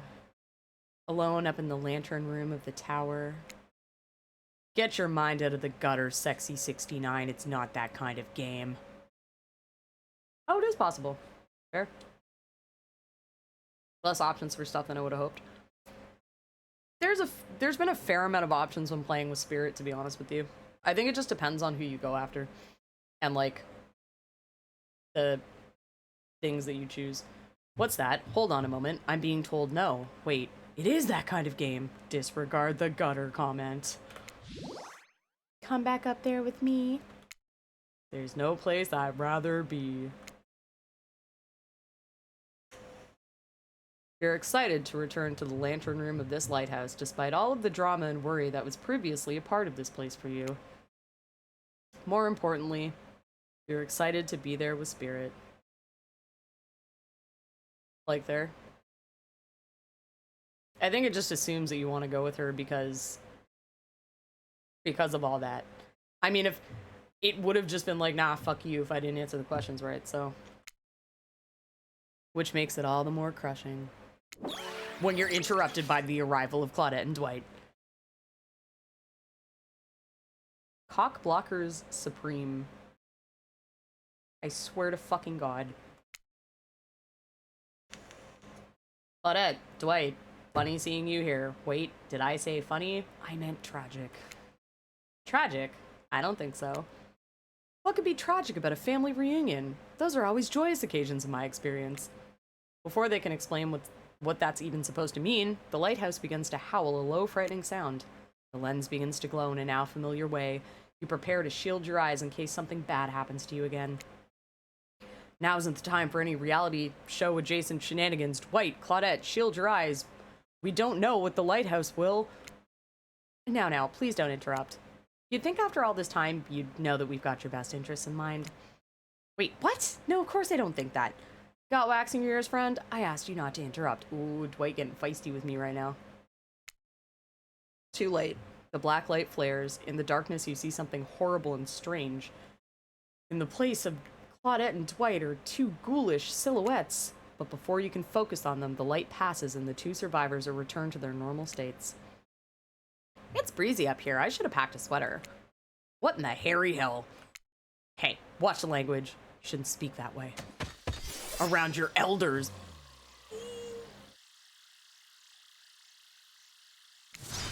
Grandpa? Oh, that's our grandpa? Oh, that's cute. My little Rin, you're such a woman now. They grow up so fast. What?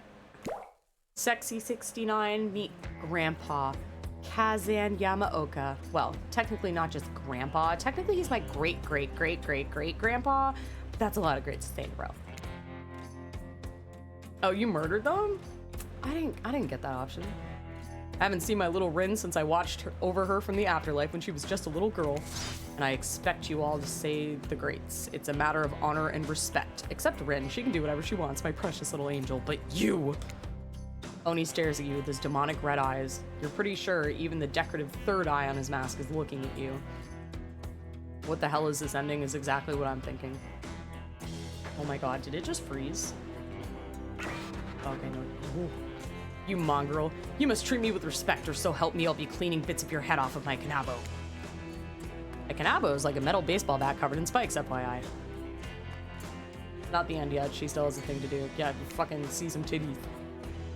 Not sure what a peasant like you was doing so close to a descendant of the noble Yamaoka bloodline in the first place. Dirk. Claudine. Explain what's going on to me. I like how everybody calls them the wrong names. Trapper called them like Donald and something, and I was so confused, and then I was like, okay. It's Dwight, sir. And Claudette, remember?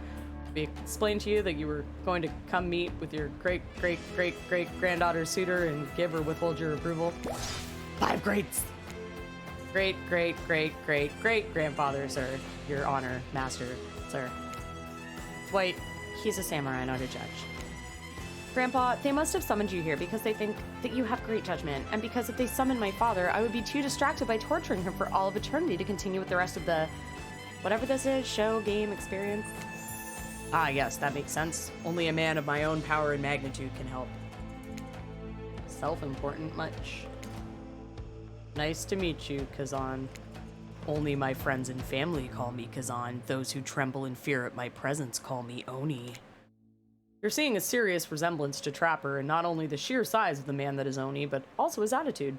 Apparently Spirit has a type. You sure you can, or want to, measure up to that?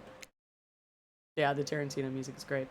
It dawns on you that, wait a second, maybe you do resemble Oni. Every time you've tried to look at your own reflection, however, you become dizzy and confused. This definitely deserves more thought, but now's not the time to consider the fact that you might be some kind of hulking vampire with the first ever case of self-blindness. There's a massive samurai mad-dogging you 2 steps away. Well, you don't scare me at all, so I'll stick with Kazan. Peasant! I realize now the true purpose of my visit is to extinguish your light. Oni waves his katana in the air at you menacingly, like great-great-great-great-great-great-grandfather, like great-great-great-great-great-great-granddaughter, apparently. Hold up there, Grandpops. Not so fast. You're only supposed to kill them if they deserve it. First, you should get to know them a little better. Young people these days always wanting to kill people, insisting they must deserve it. Back in my day, you did what needed to be done because your nobility depended on it.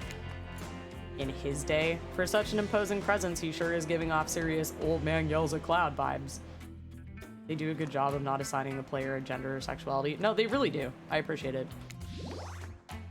You see, when I was a young man, we didn't have foreigners in our land. Didn't need them. We had an abundance of culture already. A little too much if you ask me, but I didn't make the rules. The rulers did. Exactly how it should be. Literature, art, commerce, theater, fashion, poetry, puppet shows, ghost stories, courtesans, gambling, fighting, fine dining, fast food, public executions. What were we talking about? Spirit giggles at her great. Okay, I'm not saying all these every time. At Oni's forgetfulness. You wonder, does she even like this guy? She sure hates her father, so... Listen up, old man. We don't have time for you to do a list of every activity available to a samurai in the entirety of the Edo period. Silence, peasant. You're showing your ignorance. Samurai were forbade from many activities that didn't benefit the Bushido Code, such as attending certain theatrical performances, for instance. Sometimes, however, a samurai would put on a disguise in order to seek out entertainment. Now, I'm not saying I did that because I had honor and a body built like an entire castle that is quite hard to hide, but clearly you have neither my honor nor my physique.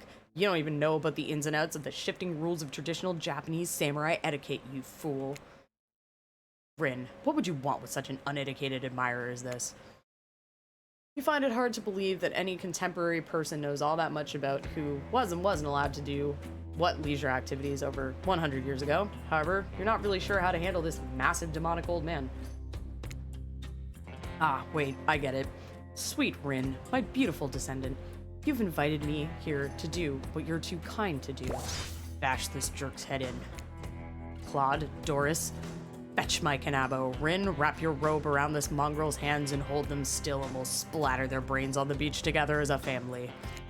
Grandpa, no, that's not why I invited you here at all. In fact, I didn't invite you. Claudette and Dwight did. Yes, sure, wink, wink, wink. This whole saying wink out loud thing is getting out of hand. Him and Trapper really do have a lot in common, don't they? I swear, Sexy 69 has a good soul and the heart of a warrior. They fought for my love in their own way, faced down death more than once, and put up with their fair share of nonsense. A nonsense which seems to be endless. Can we, I don't know, wrap this up already? Of course, of course. Who am I to expect anyone to wait around for my approval? I've only been hanging out as a ghost and watching my bloodline be polluted by cowards and quitters for 5 generations. Just come give your ancestor-in-law a hug. Sword drawn, Oni beckons you closer. There's no way he has ever hugged anyone in his entire life. I think I'm good over here, actually. Rin, now, push them my way and I'll split them in half. The sacrifice of this usurper to the Yamaoka bloodline will surely bring us back to life and set us back on the course of honor. You're so silly, Grandpa. We both know that only one sacrifice can get our family back on track. Revenge on my father, your great-great-great-great-grandson, traitor to the Yamaoka name. The lust for violence in your voice. It fills me with cheer. I'll never forget who I am. I suppose, if this is the person you want to be with, to go on your journey of bloody revenge with, I should trust your judgment. The strength inside of you blooms from the same cherry tree that was planted centuries ago by our shared ancestors. I called myself Nixie Poo, and at one point I called Wraith Wraithy Poo. It was spooky. I wanted to call myself Bethesda, but I couldn't, and then I wanted to call myself Guy 42069, but I couldn't because it wouldn't fit, so I just ended up calling myself Sexy 69. Like me in the game, not actual me. Yes, I know. And if Sexy 69 ever treats me poorly, you have my word on our family's honor. I will wield my katana and gut them like a fish. A tear rolls down from behind Oni's demonic mask. You sure you want to marry into this? And one last word of advice, my dear girl. The father stuff, don't forget it. But maybe stop focusing so specifically and obsessively on it. What he did, it was awful, but it was already done. Do something for yourself now. Just my 2 cents. Be well, Rin. I will see you again soon. Now let's go, servants. Clint, Denise, return me to the stables. I assume my dragon has been tended to. Yes, sure. I swear, this is still better than dealing with Trapper's dad. I'm sorry if I was disrespectful of your great-great-great-great-great-great-grandfather. He seemed like a very special man. I realize it will never measure up to someone like that. I'm a warrior with a hell of a fashion sense. I mean, that mask. Don't worry. I would never expect you to, or want you to, really.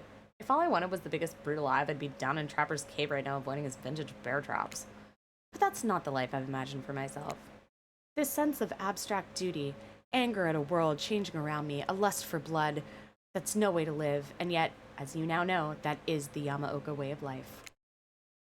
Forever I'm cursed to battle against the dragon that lives inside me, or at least, maybe I was until now.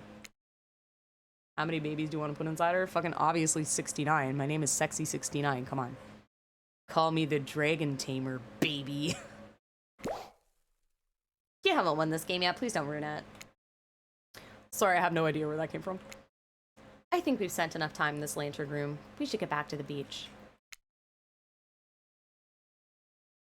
The moonlight sets a romantic mood as storm clouds roll in and surround the black lighthouse. You know, the sun might have set, but if we wait long enough, it'll rise again. Ooh. Ooh. Ooh. Finally. Spirit removes her sheer robe. That robe was not sheer, excuse me. Showing you her strappy black bikini. Her pale skin glows under the light of the moon.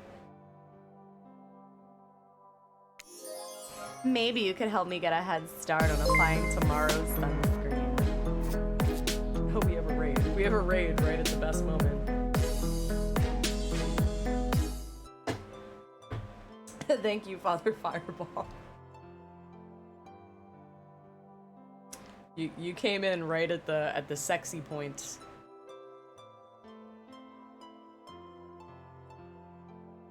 Which is great, right? This is what we all wanted to see. Hi, everyone that just came in. My name is Data Perversion. I play horror games pretty badly, and today we're playing horror dating sim. And it's like right at the end, so we're maybe gonna get a sexy ending, maybe not, but we get to see someone in a bikini, and that's all we need. Thank you again, Father Fireball, for the raid. Every point I come in is a sexy point. What do you mean? It's true. It's true. Ghost boobs. Imagine skipping all the hard work, the sweat, and the tears just to get to the booby swimsuit time. If I could, I would have just been like, done. Again, I mean, yeah, of course. Last time was, well, I definitely felt more connected to you afterwards. Seems wild from what Nyx was saying. It has been pretty wild. It's been a wild ride just to get to see a lady in a swimsuit. I didn't even get a smooch. To be totally real with you, I kind of just asked you as a goof, but I really enjoyed it. I swear though, if you tell anyone about this, I will not be labeled as a foot freak. Not that there's anything wrong with feet, it's just something about that kind of attention really gets people talking. Steady. Steady. Oh god. Fuck. I knew I was gonna fuck it up. I'm trying to like focus on it way too hard now. Close. Yes! So, this is the ending. We get to just fucking put sunscreen on her feet. Almost. Again, I'm really fucking bad at these. Yes!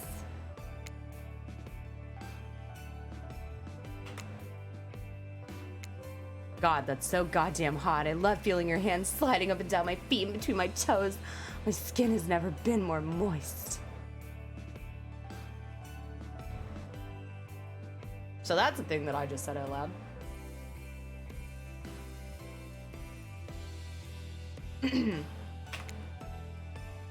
Get up here right now. Oh, she's got hard eyeballs too. Oh god, give me a new woo. I'm gonna get Ew. my fucking my fucking voice is gone.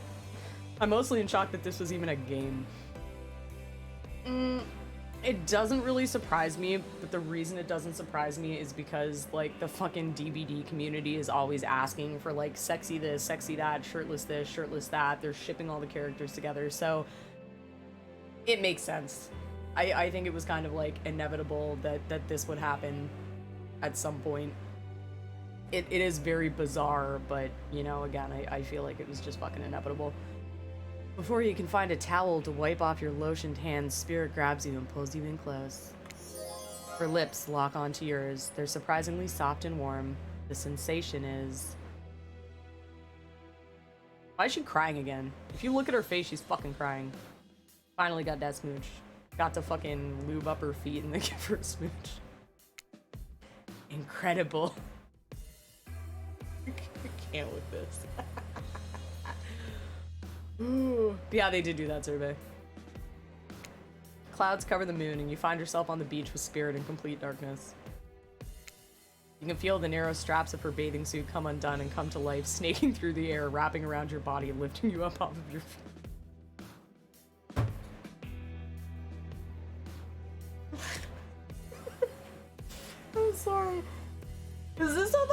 descending went? Does it just describe like a very sexy, a very sexy time? Like, or is it? I don't know. I need a beer for this. Oh my god. Oh god, it tastes disgusting. Come here, you. So this is what it feels like. It didn't describe much. I had a different thing happen because of some choices I made. Oh, did you get friend zoned? Because they warned me that I could get friend zoned. I hope he says to die. Oh, to fly. Oh, is it because I said I wanted to fly? Oh, we're flying. As spirit pulls you close, you feel bits of glass press into your flesh. Pain and pleasure mix and wash over you like the ocean. Oh my god.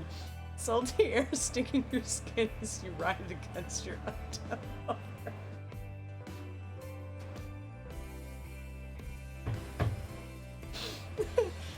I don't like this anymore. The lighthouse howls. In the darkness, you're pretty sure that Spirit lets the dragon inside of her take over.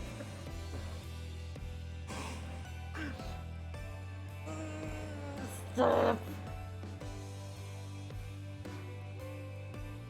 I hate this. I actually hate this. If it kills you, you're sure it will have all been worth it. Okay. The clouds part just as you manage to pull yourself exhausted away from Spirit. I think I'm good now. I'm head to bed. Thanks. Thanks for being here for this magical time. Have a nice sleep. Try not to fap thinking about Spirit. Okay, that was kind of gross. Oop, too late. Fair enough, man. A chunk of broken glass is lodged in your shoulder. When you pluck it from your skin, it drips blood. Sorry, I think this got stuck to me when I was, you know, I was having the best night of my life. It reminds me of the, have you ever had a dream where when you would, if you could? Same vibes. Spirit drags her fingertip over the sharp end of the glass shard. Keep it. Consider it a memento. I've got plenty more where that came from. Hell yeah, you do, girl. Could have been worse. I could have made you do the minigame during. Yeah, but I would have almost preferred that. It would be like, you have to hit the thing or else she'll drop you while you're having your weird flying sexy time. And then you just get dropped on top of the lighthouse and die or something.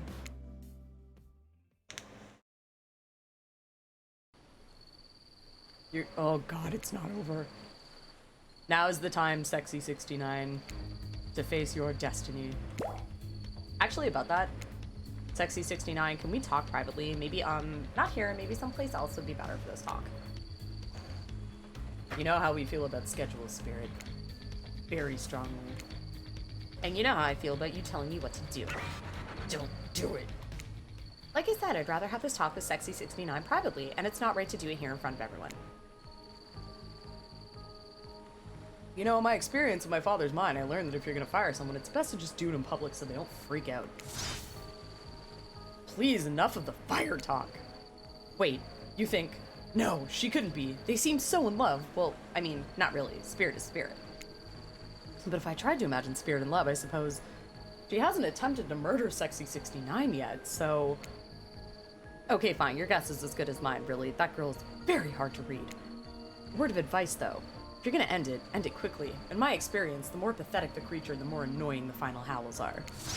I don't need any advice. Everyone out except for Sexy 69. Did someone say final howls? That's kind of my whole jam. I could stay, right? Especially you. Out. Lame.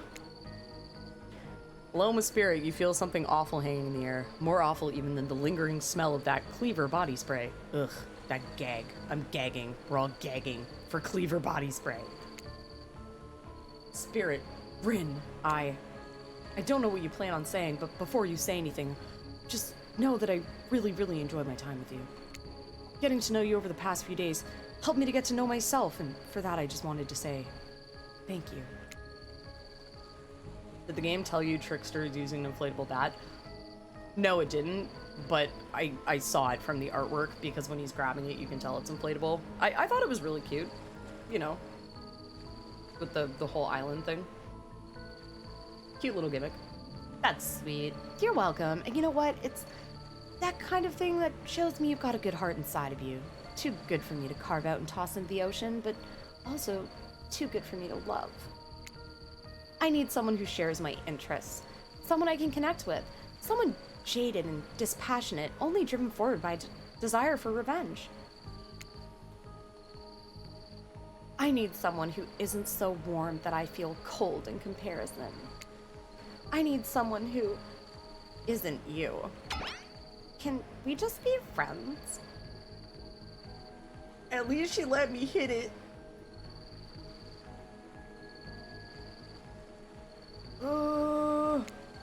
I don't know if... Before you finish that, just know if we're not friends, we'll probably become enemies and I will destroy you. Friends it is. I'm glad to have you here for me when I need you, but also not too close to me when I don't. So, yeah, I'll see you around. Spirit starts to leave. Wait, what? That's it? That's how this ends? You're just leaving me here?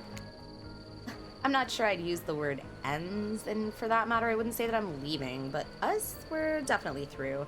The fact you can't see that, well, it just proves that we never really belonged together anyhow. Good night, Sexy 69. What the hell? I just spent all the time on this island doing everything I can to get to know you, only to be told that I should just leave the chocolate factory through the side door? That's a euphemism. I don't know what that means. Anyway, I said good night, Sexy 69. See you around. Jeez, I'm sorry. What a bummer. Hey, why does she keep saying she'll see me around? Gosh, I have no idea. I guess I went into her chocolate factory.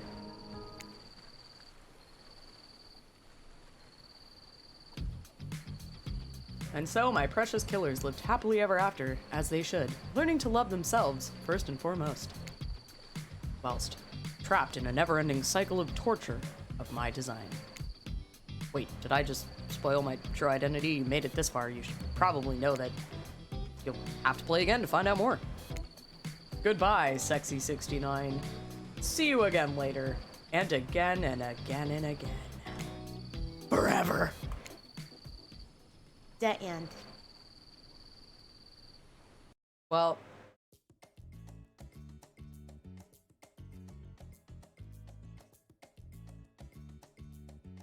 I'm upset now.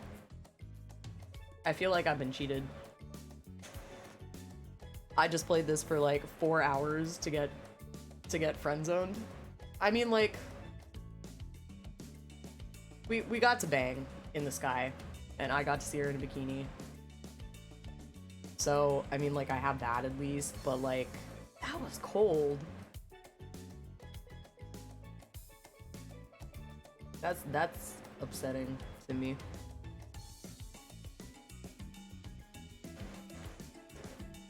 Maybe that is her lover end. It could be.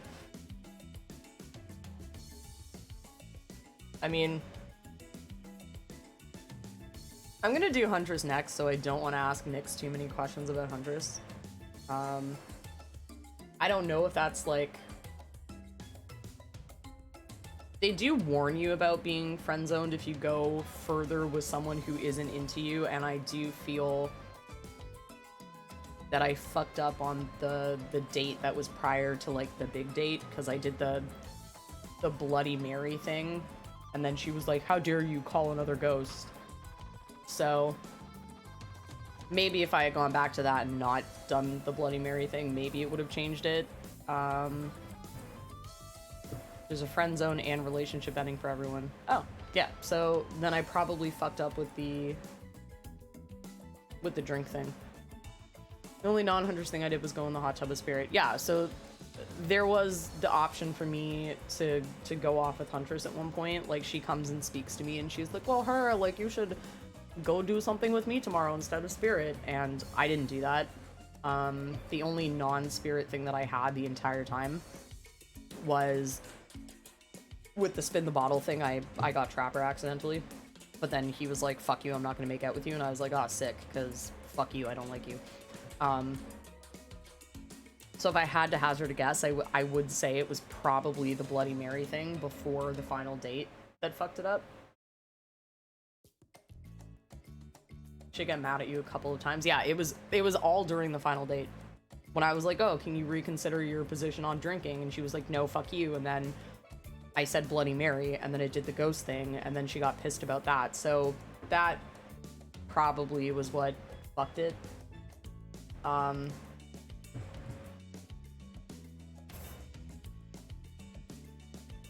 That was probably it. I probably fucked it up there.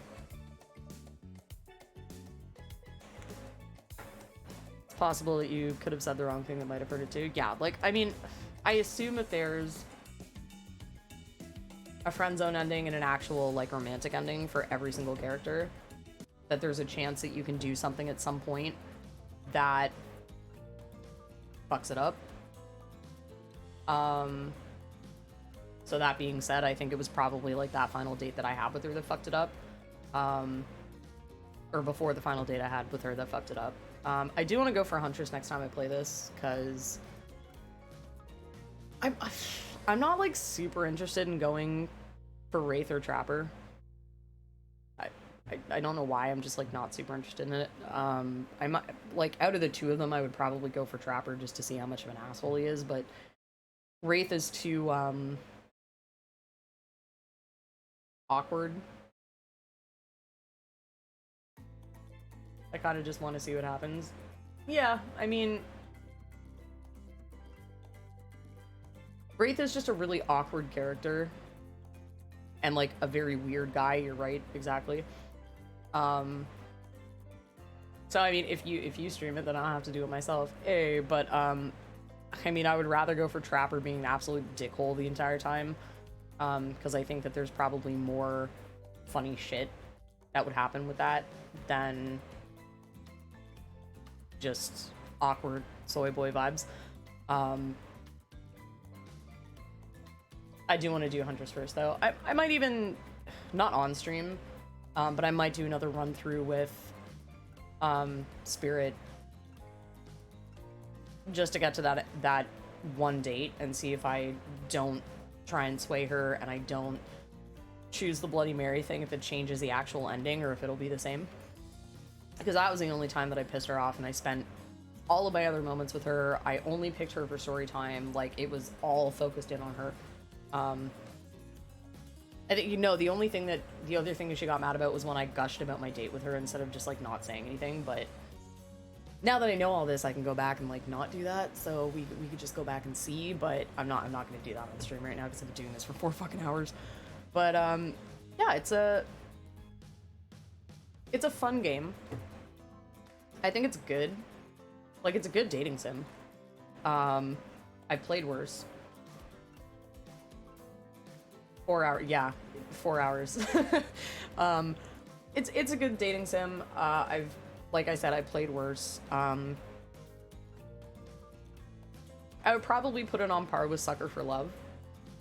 I appreciated with Sucker for Love that there was like more to do in a certain sense. Like, you had to do like the little rituals and stuff, which I thought was more interesting, and they don't really have stuff like that in this game. But as far as it goes for like visual novel dating sim, you do have choices that you make and blah blah blah blah, which, you know, it's a pretty typical visual novel dating simulator, but it's also horror themed, and I like Dead by Daylight, so of course I'm gonna like it. And you know, I think on the Steam store, at least in Canadian dollars, it's like fucking $10.99, which honestly, like, $10.99 for 4 hours on one character, that's pretty fucking good.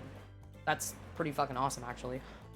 Thank you again, by the way, Nyx, for gifting this to me. I really appreciate it, because I really did want to play it. And I'd actually just realized that it came out like yesterday or today, and I was like, oh shit, I should buy that. And then I looked on my Steam and I saw that you gifted it to me, and I was like, aw. So that was very nice of you. I really did have to have it, because you know how much fun I'm gonna have with it. And again, like, you know, paying $10.99 to have one specific character chapter be 4 hours,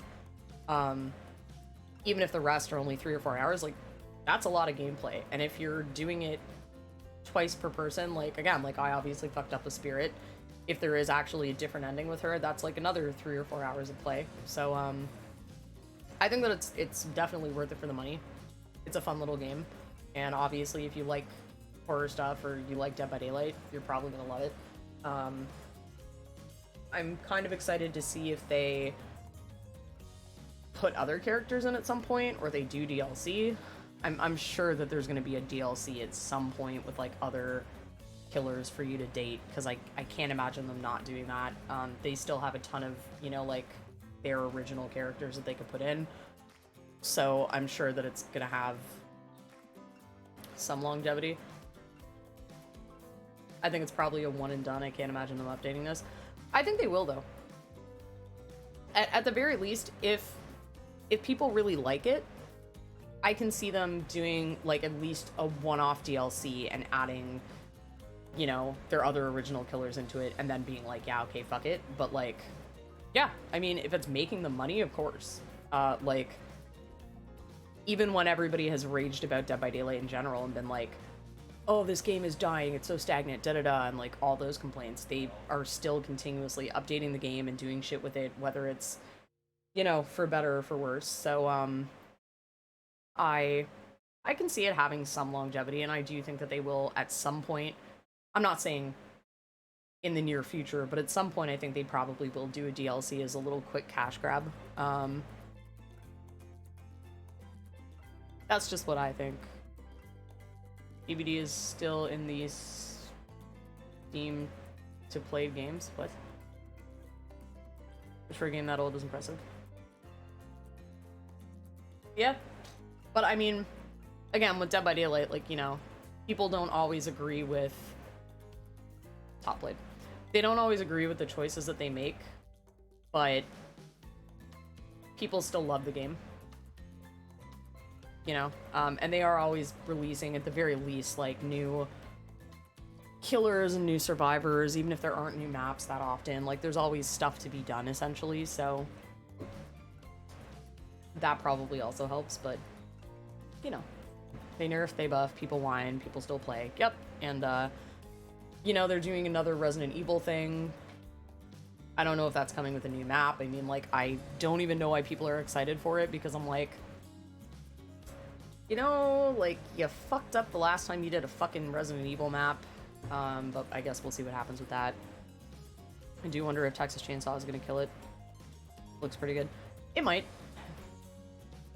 But, like, I think I've said this before. I think that the difference between games like Dead by Daylight versus games like the Texas Chainsaw Massacre game and the Evil Dead game is that Dead by Daylight leaves itself open to not only have, like, their own creations and their own weird shit, but also to get the IPs for, like, all that random horror shit that's out there, so they can continue to build and continue to fucking put shit out. Whereas with things like Evil Dead the game or the Texas Chainsaw Massacre game, they only have one IP.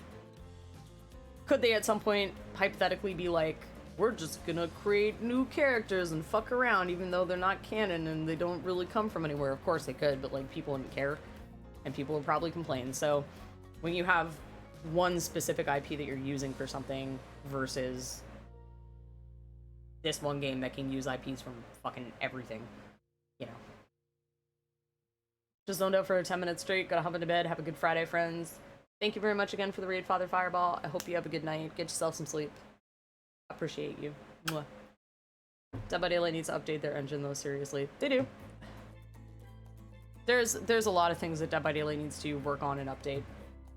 And there's things that other games need to work on and update as well, but at the end of the day, when it comes to, like, 4v1 4v1 asymmetrical horror games or whatever, like, Dead by Daylight is just the best one that's out there. Whether you love it or hate it, it just kind of is. For all the problems and the complaints and the whining, it kind of tops everything else, so, you know, it's just one of those things. But, yeah, that was Hooked on You, a Dead by Daylight dating sim. Maybe I will stream this again on, like, Sunday night or something, and we'll try and romance Bunny Mommy and see if she chokes me. Maybe not. Maybe I'll play something else. Who knows? I still have Detroit Become Human to play. I still have other things to do that I just kind of gave up on, so... You know, I gotta finish Fatal Frame, fucking Bioshock 2, Detroit Become Human, lots of shit, so...